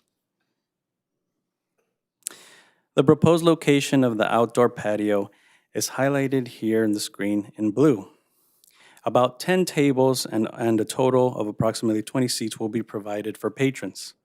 A new awning around the building is proposed. Dining areas still highlighted because it will be available for events as well. Approximately 20 tables and 64 seats will be available indoors for events. Private events would include gatherings like birthdays, catering, and corporate meetings. The event space will remain between the be retained for the existing business hours, which are 11 a.m. to 8 p.m. 7 days a week. New awnings are proposed along the area and are highlighted here in red. A 4-foot-high wall with a 1-foot-high plexiglass panel enclosing the area are shown here. Light gray, you can kind of see it on the screen, and then the blue is the plexiglass.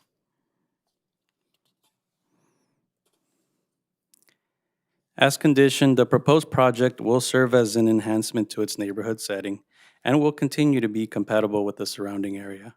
No public comments were received for or against the project. The existing restaurant is equipped with 1 security guard and 12 interior and exterior security cameras. The exact amount and location will be determined during site plan review. A categorical exemption has been filed, and the project is exempt from further environmental review. This concludes the presentation. I'm available to answer any questions the commission might have, and the applicant and business owner is here tonight to answer your questions. Okay, thank you. Good report, Angel. Commissioner Fowler? No questions thank you, Angel, for the report. No questions. I'll approve for Commissioner the Rice? Applicant. Just 2 questions. Is that, it looks like from your plot plan that the tables and chairs are curbside. So accessibility will be looked at by our Building and Safety Division during plan check, which is required of the applicant for these changes. They're actually going to change that. So right now, the proposed outdoor patio area is kind of at an angle, and therefore there's steps that are required as you get to the corner of La Brea and Manchester. So they're actually going to be doing some work on that, repaving that, so it's going to be like a new landing around the building. And so definitely that would trigger that review. Okay, no further questions, Chair. Commissioner Trejo? Will the site be closed to the public when there's a special event? Somebody's rented out both the indoor and outdoor? Potentially, it is. Yes, potentially, but just like to reiterate that they have the pass-through takeout window. And they do have about 15 staff or more, I believe, that work there, and it only really takes 4 of their staff to cover the area when there's an event or a So party. there will be outdoor, there will be the window where you can order, the public can order while there's an event going on. Yes. Right. Okay, and I know that the proposed condition number 9 says that there should not be any music permitted in the outdoor dining area, again, within a special event. Do they have music inside? That could potentially be very loud? Indoors, yeah. Indoors. Mhm. Okay, thank you. Commissioner Shaw Williams? No questions at this time. Thank you. My question is in regards to the outside dining area. It's going to be handicap accessibility for that? There's some steps that are coming down. Yes, right now it's currently developed with steps, but it's actually going to be all flat and enclosed by the proposed wall. So there will not really be, well, it looks like there won't be any accessibility issues along La Brea for sure. The entrance would basically be off of Manchester there. And during plan check, that will definitely be addressed and looked at by our Building Safety Division. Now, you mentioned something about a cover as well. Oh, yes. New awnings, basically. They currently have awnings along the Manchester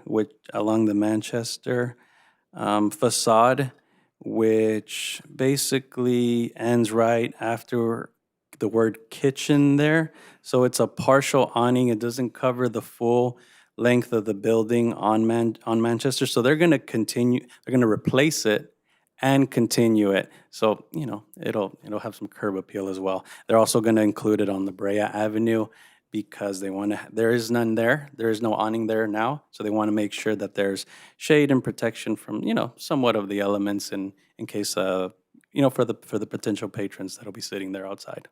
Now, you mentioned something about parking as well. We're adding another parking? All the parking is existing. So here this site plan shows the existing 4 parking spaces. Starts with the 88 parking space there. They do have an agreement with the adjacent property, basically, that they're allowed to use 8 of those surplus parking spaces. There's a total of 17 parking spaces. The tenant that's there at 204 South La Brea only requires 4 parking spaces.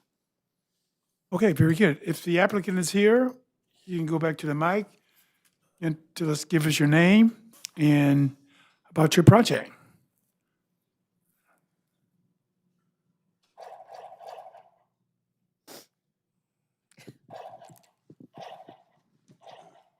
Can you hear me? Yes, we can. Okay, good evening. Commissioners, good evening. My name is Terry Doolin. I'm the owner of Doolin's Soul Food Kitchen. Doolin's was fortunate enough to get a grant from the Destination Market Street program. So what we're doing is trying to make the building more aesthetically pleasing. We're trying to add curb appeal. And right now, we already have an existing event room.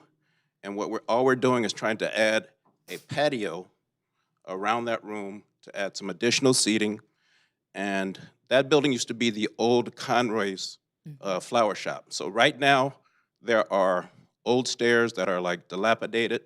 We want to take those stairs out. They have no use any longer. There used to be flowers on those stairs way back in the day. And we want to take those stairs out and make a nice patio for people to relax on. So you can sit inside, sit outside, and also put a nice wall with a nice glass around so that the exterior of the building looks nice. Of course, we're going to paint everything. We're going to redo the signage. And we're just trying to make the building look nice and make it something that when you come to the corner of Manchester and La Brea, you see a nice building representing the city of Champions. Okay. Mr. Doolin, we're going to have some questions for you. We're going to start off with Commissioner Fowler. Thank you, Mr. Chair. Welcome, Mr. Doolin. I just had one question and one comment. One question is, could you just talk to me about, particularly if this is going to be, I know it's an addition to the event space, the parking. I needed some clarification because when there's an event, typically there would be more parking required. Technically, we have 22 parking spaces, and there's 3 that are allotted to the nursery school that's there. So we have the lion's share of the parking spaces. So which is 19. So we should be okay. Well, we certainly appreciate you being one of our legacy businesses in the city. I'm going to take preferential treatment and beat the chair and want to understand with this new expansion, what's going to be on the menu that says Inglewood, whatever. We definitely are going to have. I'm a short ribs person, but I'm just suggesting. We definitely are going to have an Inglewood City of Champions plate. We have about 3 tables that are right in the front of the restaurant, in front of the main dining room, and it's ADA accessible. But what we're doing is just taking that landing and that strip that's in front of the restaurant and just taking it all the way around. Of course, we're going to have it nice and flat so that it's accessible. So we're just really extending around the business. So it's already there, and a part of it is already there, and we're just extending it. Will all of your outside dining be on the subject property, or any of it on public property? It's just going to be on the same property, On your property? Yeah, right around the restaurant, right on the outside. And So then we're taking out those stairs that used to be Conroy's flowers. Understood. And the awning work that you have, is it going to extend out beyond your property line, or? Well, we're going to do whatever is, we're going to follow whatever the guidelines that are set before us. But we are planning to have an awning on that side to provide, shade and. Okay. Thank you. No further questions. Okay. Commissioner Trejo. No questions, thank you. Commissioner Shaw Williams. Really no questions, just more or less a comment. I love the rendering, what I saw and how it's going to uplift that whole corner. And I just reflecting back in '89, my husband actually proposed to me at Aunt Kizzy's back porch kitchen in Marina Del Rey. So that was our spot. No further comments or questions. Very good. That was a good while ago there. That was your dad, right? Yeah. That was his dad. I don't have any questions. I just have a couple of comments. I know Doolin's Soul Food Kitchen. I think they have a phenomenal menu. And they do catering as well. I lost my sister about a couple of years ago, and I lost my good buddy, one of our traveling buddies that I had, and Doolin's catered that event. They have, and I'm really talking about Doolin's. I think the rendering would be a fantastic, something fantastic for that particular corner. If you haven't gone to Doolin's, you really need to go by. I think this World Cup is actually taking over Doolin's because I think what happens is people are looking for a good soul food place to go, and what comes up? Doolins. I think you're doing a good job there, Mr. Doolin. Thank you very much. I appreciate it. Thank you so much. So, I'll move. no, we, at this particular point, I had a very good friend. They did her repass at Doolin's. Her name was Elaine Jackson. Was my very good friend. Next door neighbor for years. Mm-hmm. Yes. you know, this guy does so much business, he probably wouldn't remember her name. Oh, Cheryl. I think Mr. Doolin indicated that you were going to name a plate after us. Is that what you said? Okay, I'm looking forward to that. And also, he has senior discounts as well. So Always looking for a discount. anyway, I'd like to open it up for anyone who is in favor of this particular project or against this particular project. Go to the mic, give us your name, and tell us you're for or against. Seeing, hearing none, we're going to close that segment. And any final questions, Commissioner Fowler, No further questions? Commissioner Rice, No questions, Chair. Commissioner Trejo, No questions, thank you. Commissioner Rice. I mean, Shaw Williams. It's late. No And further. I got an appetite right now, so. Okay, is there a motion on the floor, please? Motion, Mr. Chair.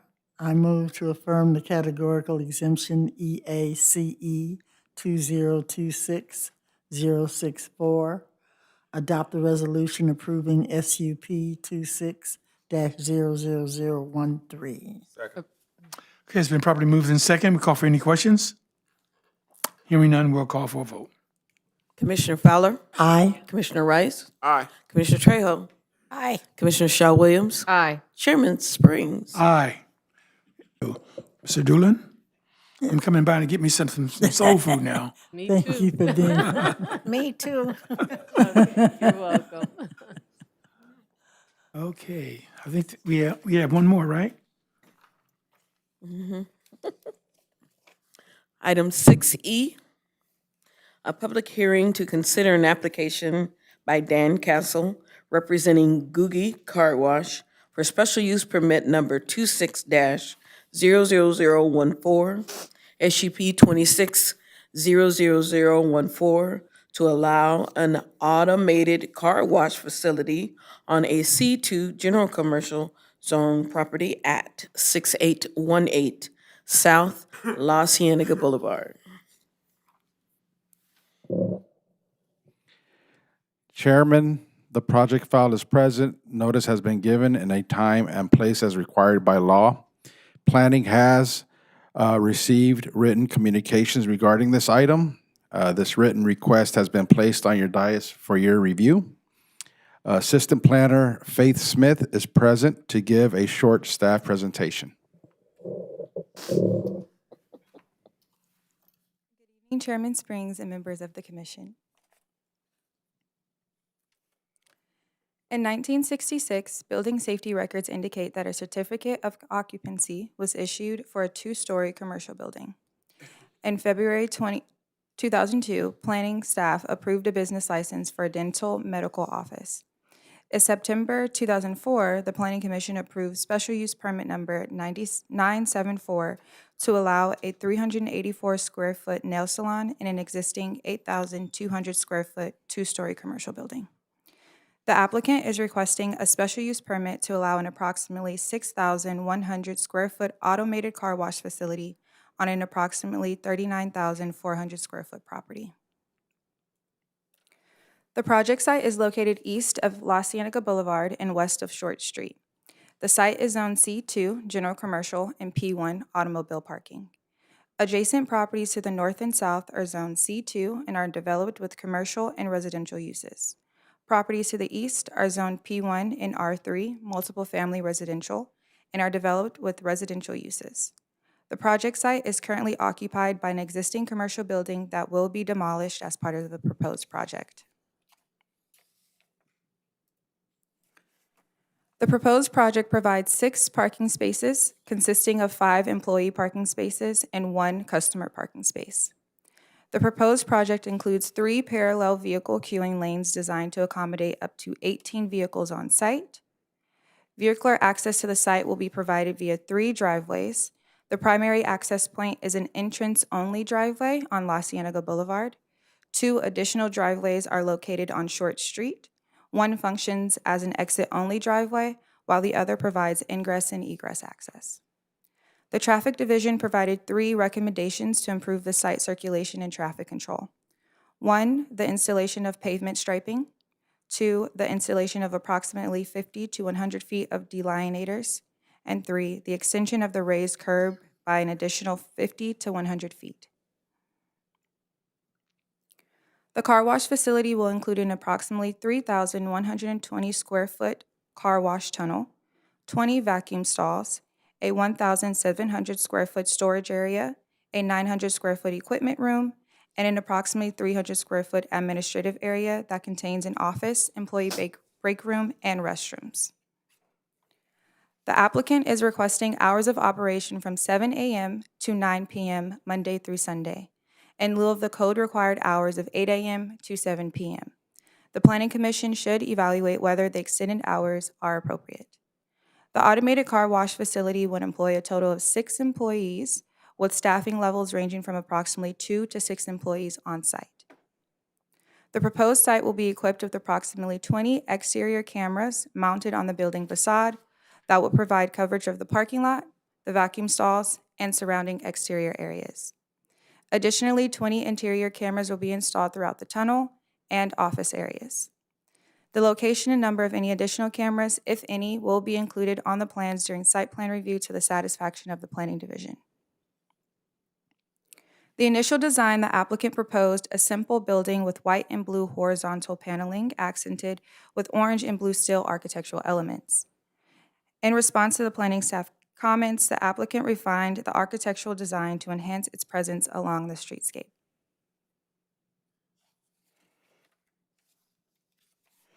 The current proposal consists of a 6,100 square foot, 1-story automated car wash facility featuring white and blue horizontal paneling complemented with orange and blue steel architectural elements on all 4 elevations. Inspired by Googie architecture, the design incorporates contemporary architectural features that create a unique experience. Key design elements include orange steel columns, blue metal trim, circular glazing, and integrated LED lighting. The project includes perimeter landscaping designed to enhance the site's appearance and contribute to the streetscape along La Cienega Boulevard. Proposed plantings consist of a variety of drought-tolerant and native species that would provide vertical interest, seasonal color, and visual variety throughout the site. As conditioned, the proposed project would serve as an enhancement to its neighborhood setting and would be compatible with the surrounding area. The proposed project is consistent with the general plan and supports the Inglewood Municipal Code. If the Planning Commission approves the request, the applicant may be required to complete a site plan review application. A categorical exemption has been filed and the project is exempt from further environmental review. As stated, 1 letter was received in regards to this request. This concludes my presentation, and I'm available to answer any questions the Commission might have. The applicant is also here tonight to answer any questions. Thank you. Okay, Faith, thank you. We're going to open it up for questions for you, for Commissioner Baller, No questions for Faith. I'll wait for the applicant, thank you. Commissioner Rice, Any questions for the applicant? Commissioner Trejo, My questions are to the applicant, thank you. Commissioner Shaw Williams. No questions, applicant. Okay, mine is for the applicant as well. Okay, as the applicant is here, go to the mic, give us your name, and tell us about your project.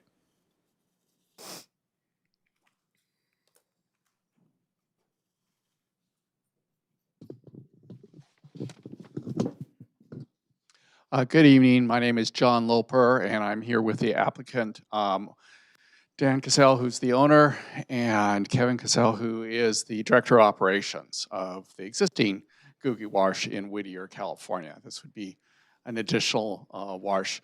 We want to thank staff for all of their help in getting this process through. We've worked with them on the design and have tried to address all the comments that they had. And we're here for any questions you might have. Okay, so we're going to open up for questions for you. We'll start with Commissioner Fowler. Thank you, Mr. Chair. Can you tell me a little about the business? Is this a brand-new business? Have you been in business? Is this your first wash? Sure. So I'm Dan Cassell, and we've been operating Express Car Wash since 2019. It's our third location. We also have another one in development in another city, and it's would be new to this area, but we're experienced operator in Express Car Washes. And where are your other locations? City of Whittier and Lake Elsinore. And just confirm with me again the times of operation that you had in mind. Opening at 7 a.m. till 9 p.m. 7 days a week? 7 days a week. And so do the patrons, so you're staffing people to pay? Yes. Yeah, there would be 3 pay stations, but then we also man the pay stations and help anybody through that needs help. Yeah, that was one of my concerns, was that particularly with those hours, that there would be someone there. Yeah, we always have at least 2 people on site, and there could be like 4 or 5, depending on the day and how busy it is. But we always have people on site because some people have questions, their card doesn't read, or something comes up. And talk to me about security. Well, we will have security cameras How all many? around the property, typically about 40. And 40? 40. Oh, yeah. okay. Yeah. So they're in the tunnel, they're at the entrance and exit of the tunnel, and then at various locations where people are entering the site, exiting the site, and things. And we will have really good lighting, so it'll when it's dark out, you'll be able to see and feel safe on site. And then when we're closed, the tunnel will be locked down, and all the doors will be locked. There'll be an alarm, and pay stations have doors that close and seal them. Are you able to monitor the site remotely? Yeah, absolutely. Yep. I thought that was a good question. All right, that's all a for good now. question. That's all, Mr. Chair, for now. Okay, Commissioner Rice. I love your architectural work. I like that retro feel. Thank you.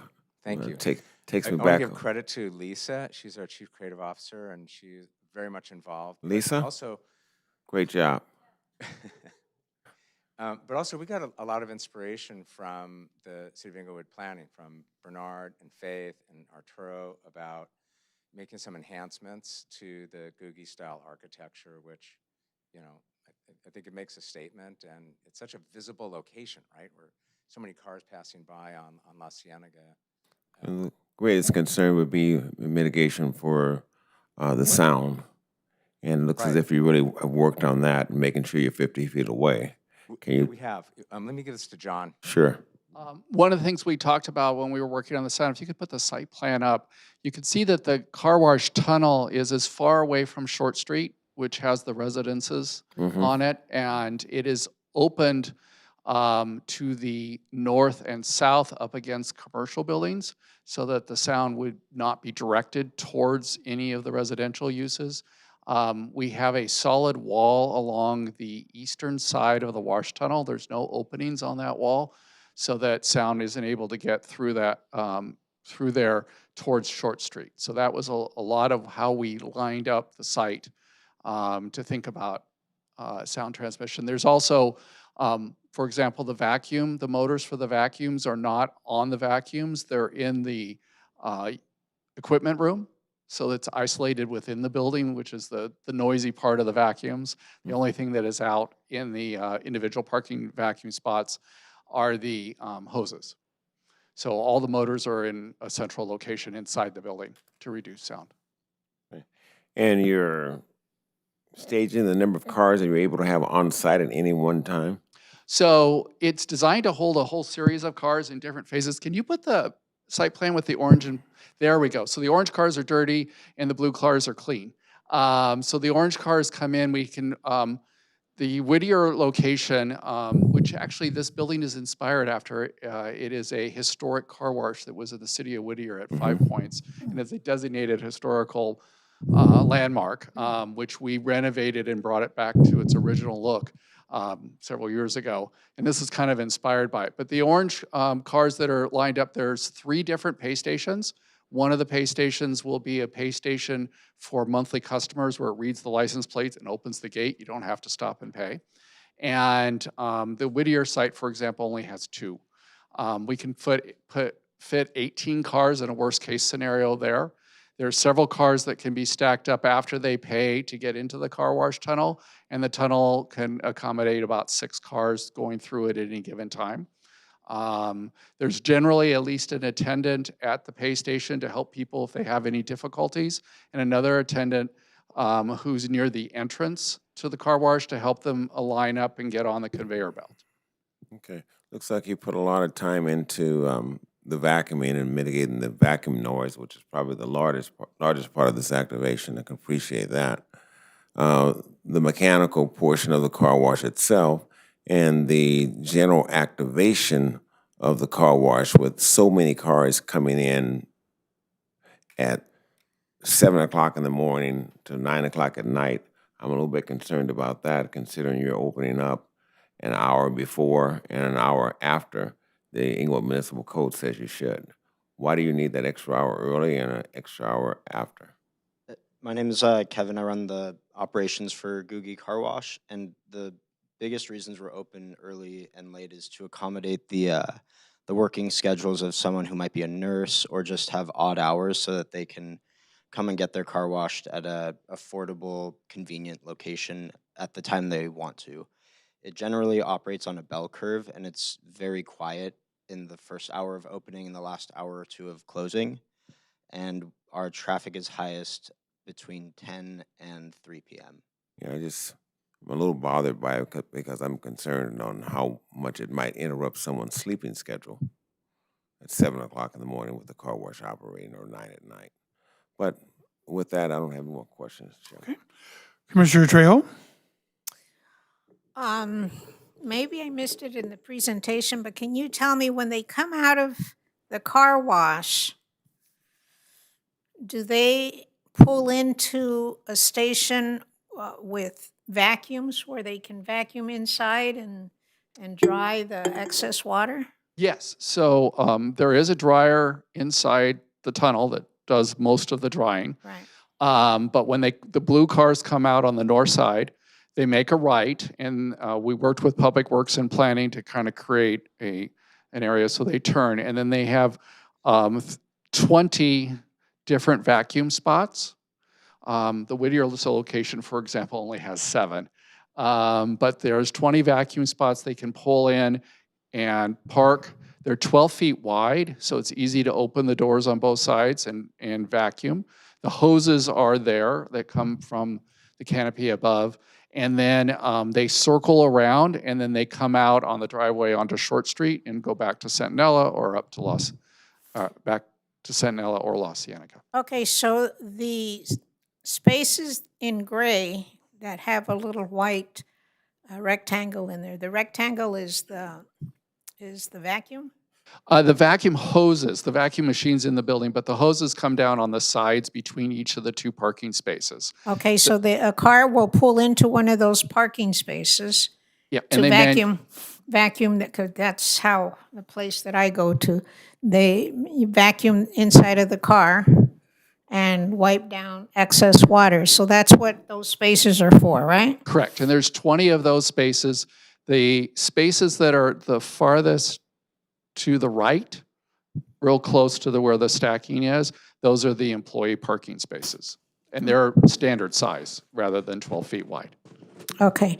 Now, one other question, where your orange cars are, to the right of those is a green area. Is that your landscaping area? Yes, we provided a 20-foot landscape setback from Short Street to do 2 things, to buffer the view and to also provide a water quality swale And one of the unique things that wasn't mentioned, but that the Googie Wash does, is they have a butterfly certified habitat in each of their car washes. So they plant native plants and drought-resistant plants that attract butterflies. And you are certified in Whittier as that. So there's a lot of things flowering a lot of time. And in that 20-foot setback also will be some trees. And then adjacent to that is a wall, is that what you said earlier? No, a small swale, a water swale to naturally let the water go into the ground. No, but you had mentioned earlier in your presentation about a wall to mitigate noise from the people on Short Yes. Street. So it's the wall I was mentioning is the back side of the tunnel. It's a solid wall. There's no openings of the tunnel. That's the vertical north-south, the part you drive through. Faith, can you go back to the slide that shows the orange cars? There. Yeah. Where's the wall? I'm going to let Kevin point it out.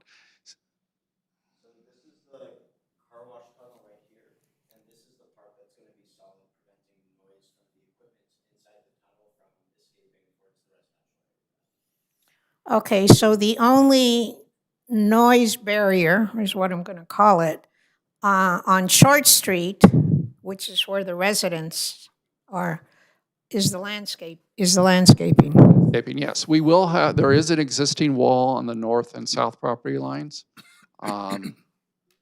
But not along Short Street. not along Short That's Street. the one I'm particularly concerned about. The Short Street frontage is the farthest from any noise-producing items because all the noise-producing items are inside the car wash tunnel, and there's no openings facing Short Street for that tunnel. There's only an opening in the north and So south. the idling cars that are waiting to get into the car wash are not noise producing? I'm thinking of mechanics, but yes, the idling cars will be there. And that is a P1 zone, which is a parking zone. But across the street is residential. It's a multifamily, yes. Okay. What's the possibility, and I guess this is for staff also, for additional noise mitigation along Short Street? Commissioner, this board is able to condition the applicant to provide a wall to buffer or to mitigate noise from the idling cars. Should be an additional condition that we can impose. Correct. Okay. And then I'm also concerned about the hours. 7 a.m. to 9 p.m. is particularly with residents across the street.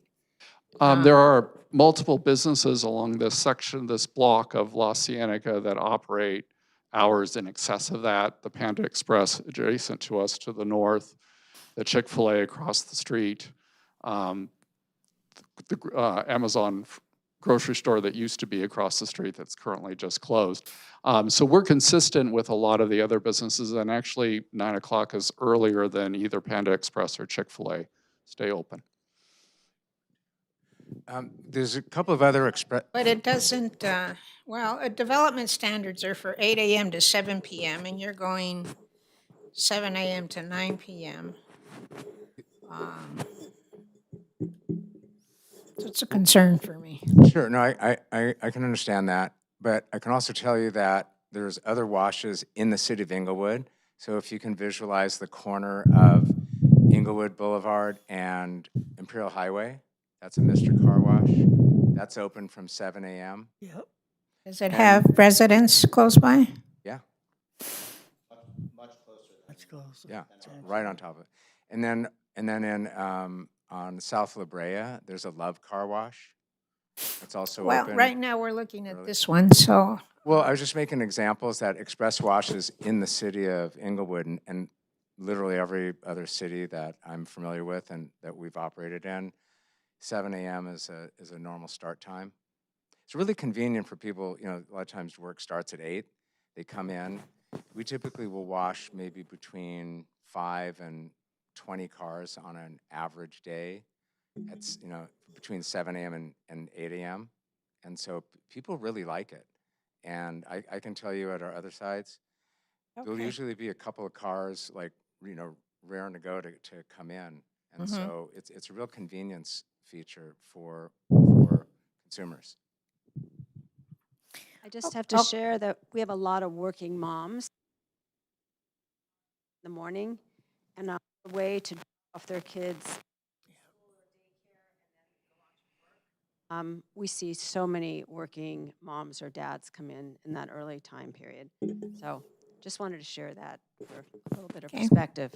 Okay, thank you. By the way, I do like the design. The design is great. It goes along with the name, Googie. I like Googie. Oh, thank you. Where does the name come from? Oh, it's a great question. So it's an art form and architecture that originated in the 1950s and 60s. I thought so, okay. Yeah, and so when you think of a lot of old brands like McDonald's, Norm's, well, most specific, really close by, Kitty Corner's Pans. That's considered one of the great iconic ones. But I do like the design and I love the name. Thank you. Yeah, thank you. Okay, Commissioner Shaw Williams. Yes, the design is fabulous. I love it. What are the hours for the other locations that you have in Whittier and Lake Elsinore? Is it? Whittier's 7 a.m. to 9 p.m. Mhm. Lake Elsinore's would be the same. It's actually not open yet. It's in development right now. Okay. And we built another wash in Anaheim that opened in 2022, and we operated for 3 years, but we ended up selling that one, and that was, I think, pretty much the same hour, 7 a.m. Yeah. And what is the cost for a car wash there? What? I'm sorry? What will be the cost? Well, we haven't set prices yet, but it'll start probably around $12 or $15 for a basic wash, and go up to maybe $20 or so for a top wash. We'll typically have either 3 or 4 washes, and then we have monthly packages, and that's most of the business where people will buy a monthly membership and then wash unlimited.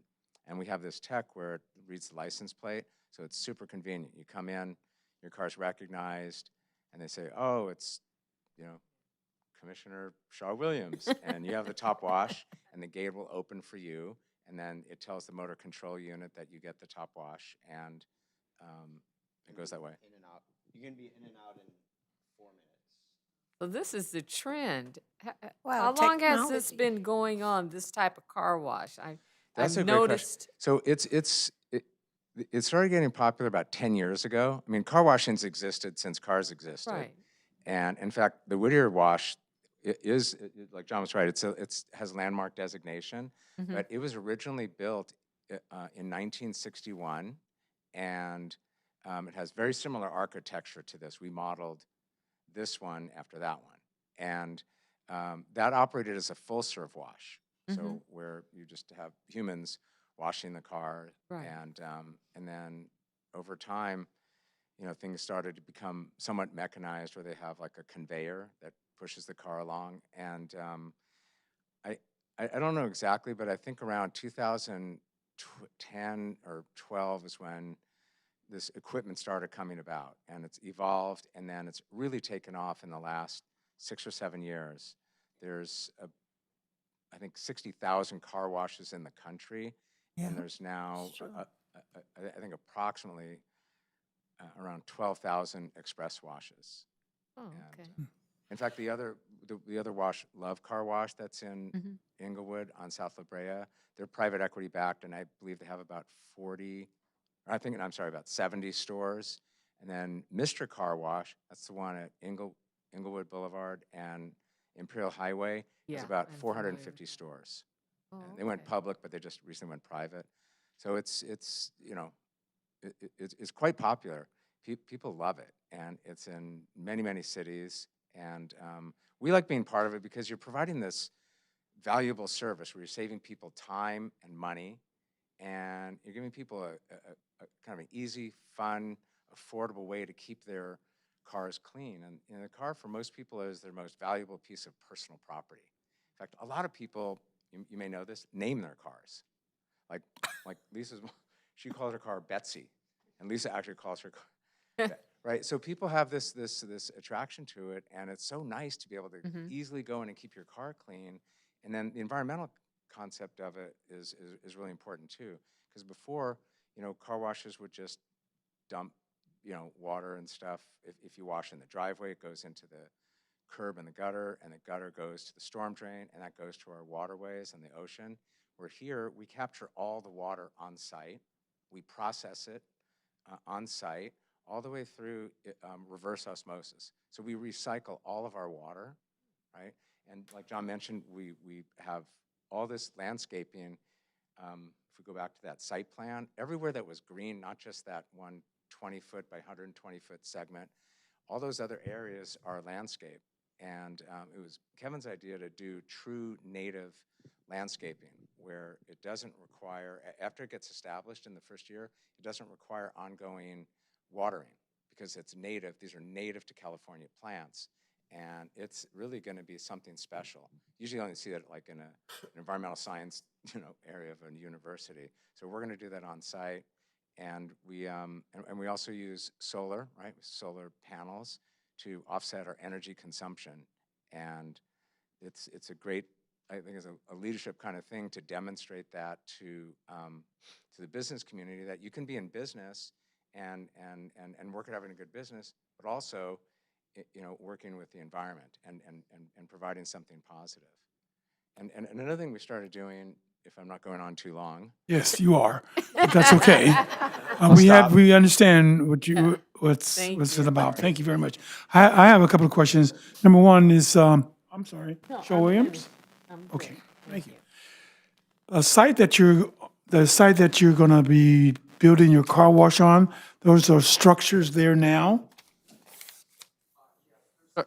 There are several structures there. That's a great visual. You can see a little bit under it, the buildings. There's the commercial building on La Cienega and some other. So you're buying that land there with the structures already there.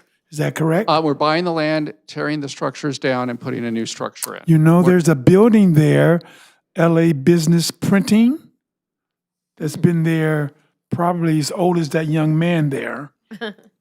It's been there a long time. And there's a couple of other buildings. Yeah, we believe that the printing business is in the building that's just to the south of our site on the corner of Short. There's a large commercial Are building. you not taking out LA Business Printing? Yeah, That's not part of our site. no, it's on the corner. It's on the corner. So you're going to go north of that. Correct. Yes, towards Pans. Oh, okay. Very good. We there's a building right on the corner of Short and La Cienega we're not touching. Then we own the buildings from there up to the building that has Panda Express. Okay. I'm okay now. Yeah. Now, tell me something about, because I'm not familiar with Express Car Wash. Does an individual drive their car through it?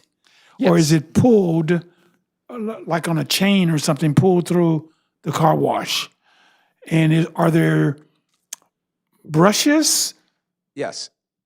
So the way it works is you'll stay in your car, and after the pay station, we have a person standing at the entrance to the tunnel, and there's a conveyor, and you'll drive your vehicle like left tire right onto the conveyor, and there's a correlator that gets, if you're not quite straight, it'll straighten your car out, and you put your car in neutral, and once you're set, and we give you the directions, which are in writing, and we make sure you understand, we'll hit a button, and then a push wheel comes up, and it will rear wheel push the vehicle through.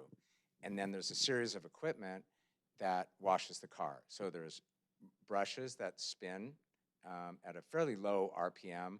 They're made from like a neoprene type material, so you can stick your hand in it. It's very soft. And then we use different types of soap, right, that are alkaline based and more acetic based to handle organic and then hydrocarbon type dirt.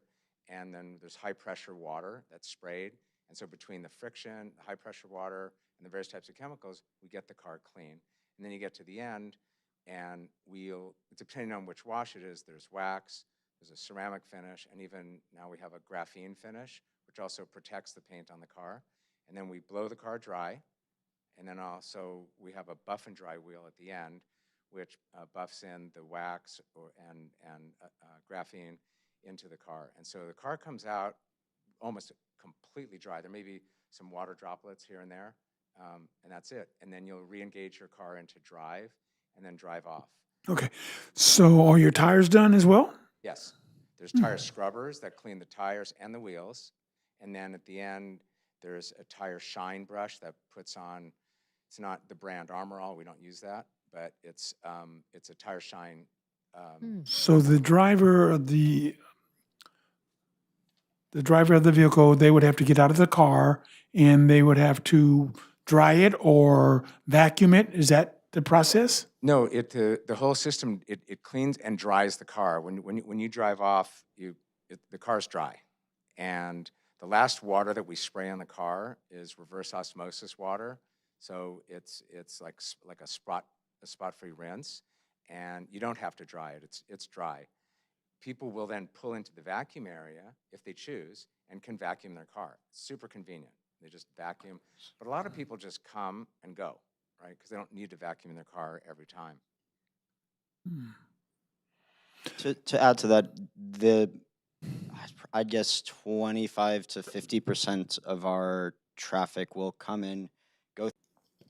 There was a car wash in Los Angeles on Manchester, just east of Broadway and west of Maine. And it was on the north side of Manchester. And the name of the car wash was Stop. Now, Stop had it was a system where it was a chain that someone would connect your car and it would be pulled. And you, as the patron, as you go through the car wash, it was a conveyor belt. You would stand on the conveyor belt and you can see your car being washed. Actually, it was hand washed. They had people in there with a hand wash, had a dryer. This was back in probably you guys are not old enough to know this, but it was like in the 50s, 60s, 70s. And it was called Stops. The reason I mention that is because I wanted to work at Stops and I couldn't because I wasn't old enough. But it was a system that I thought was phenomenal where you would stand on a conveyor belt and you would stand there. I'm not going to go there with you. I'm going to leave that one alone. I was going to say something, but no, I'm going to leave it alone. Thank you very much. Thank you very much for your presentation. We appreciate that. Is there any final questions for the Commissioner? Comment. I am a monthly member of an express car wash. I do appreciate the 7 a.m. And I just wanted to, I know you're concerned about, but the wall, I think, would take away from the environmental plan, just suggesting that they have proposed. Those are my comments. And I love my 7 a.m. Okay. Commissioner Rice? I was concerned initially about the 7 a.m., but in looking through my phone, Google's got Googie. And it looks like that's kind of your brand, 7 a.m. to 9 p.m. in Whittier, and I think Anaheim started at 7, but it stopped at 8, but most of them are 7 to 9. So if I'm honored to motion this, I had some restrictions, some concerns, which I'll express, but other than that, I'm comfortable. Okay. Commissioner Trail? I guess I'm comfortable with the hours now. I myself am not a morning person. I would not go out at 7 o'clock in the morning to wash my car. I usually get there about 10 o'clock. But I'm especially impressed with your butterfly habitat and your recycling of water. So I'm glad that you explained that. Thank you. Commissioner Shaw Williams? No further questions, just a comment. I'm glad that you isolated the vacuums, the noise, so that it doesn't, affect the residents that are in the area. No further comments. Okay, thank you. I have no comments as well. Thank you very much. Appreciate it. Okay. At this time, I'd like to open it up with anyone who's interested, anyone who's for or against this particular project. You could go to the mic, give us your name, and tell us you're for or against this particular project.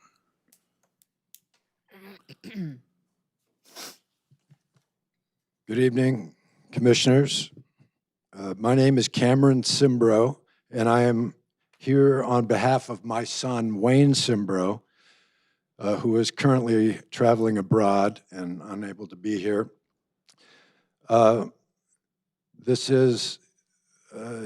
and his family are the owner and occupants of 515 Short Street, the immediately adjacent residential property. And Wayne is not opposed to this development, but he has three concerns that he would like to place on the record.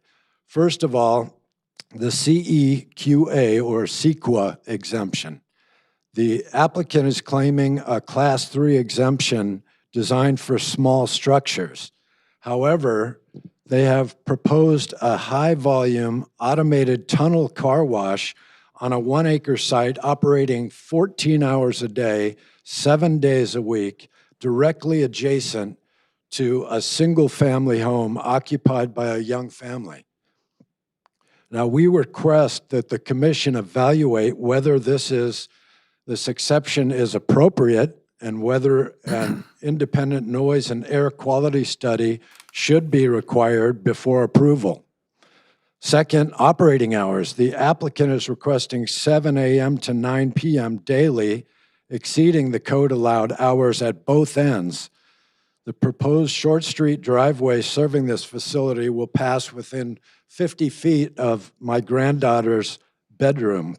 We ask that the commission hold the applicant to code allowed hours only and require noise study before granting any deviation from those hours.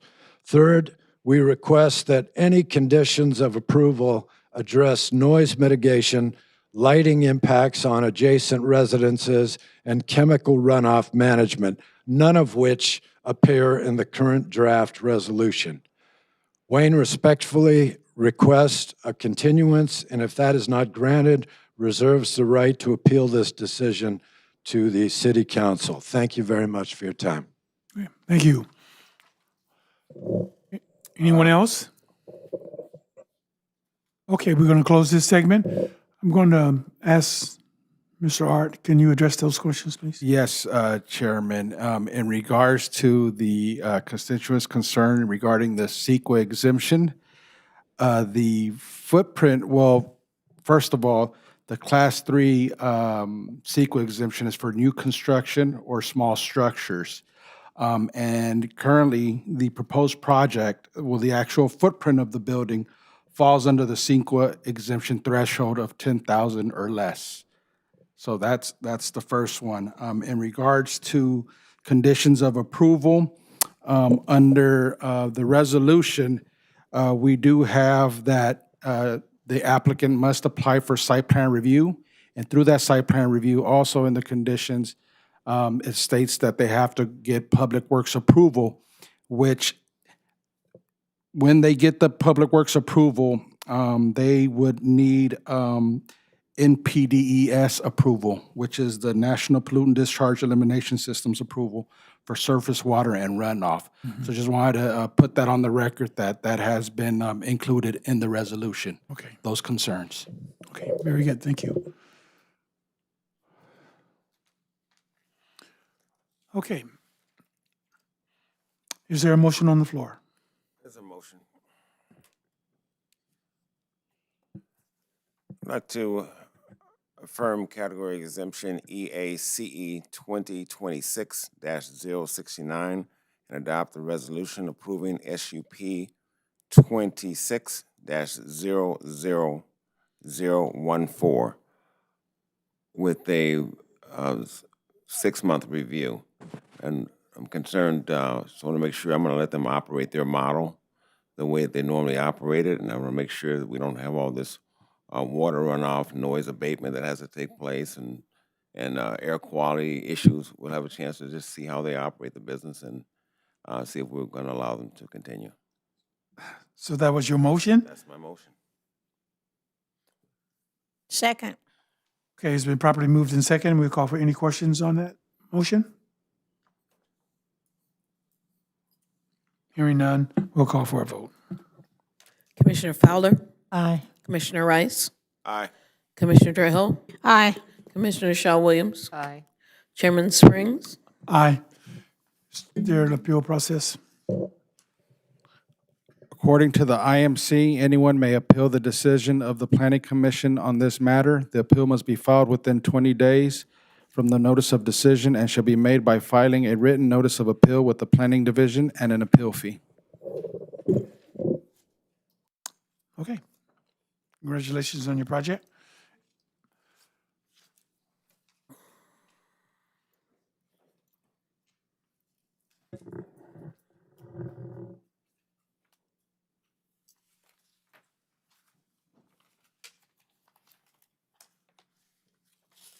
Okay, we'd like to open it up for anyone that would have a comment or anything they want to say in regards to the Planning Commission in their jurisdiction that was not already on the agenda, can do so at this time.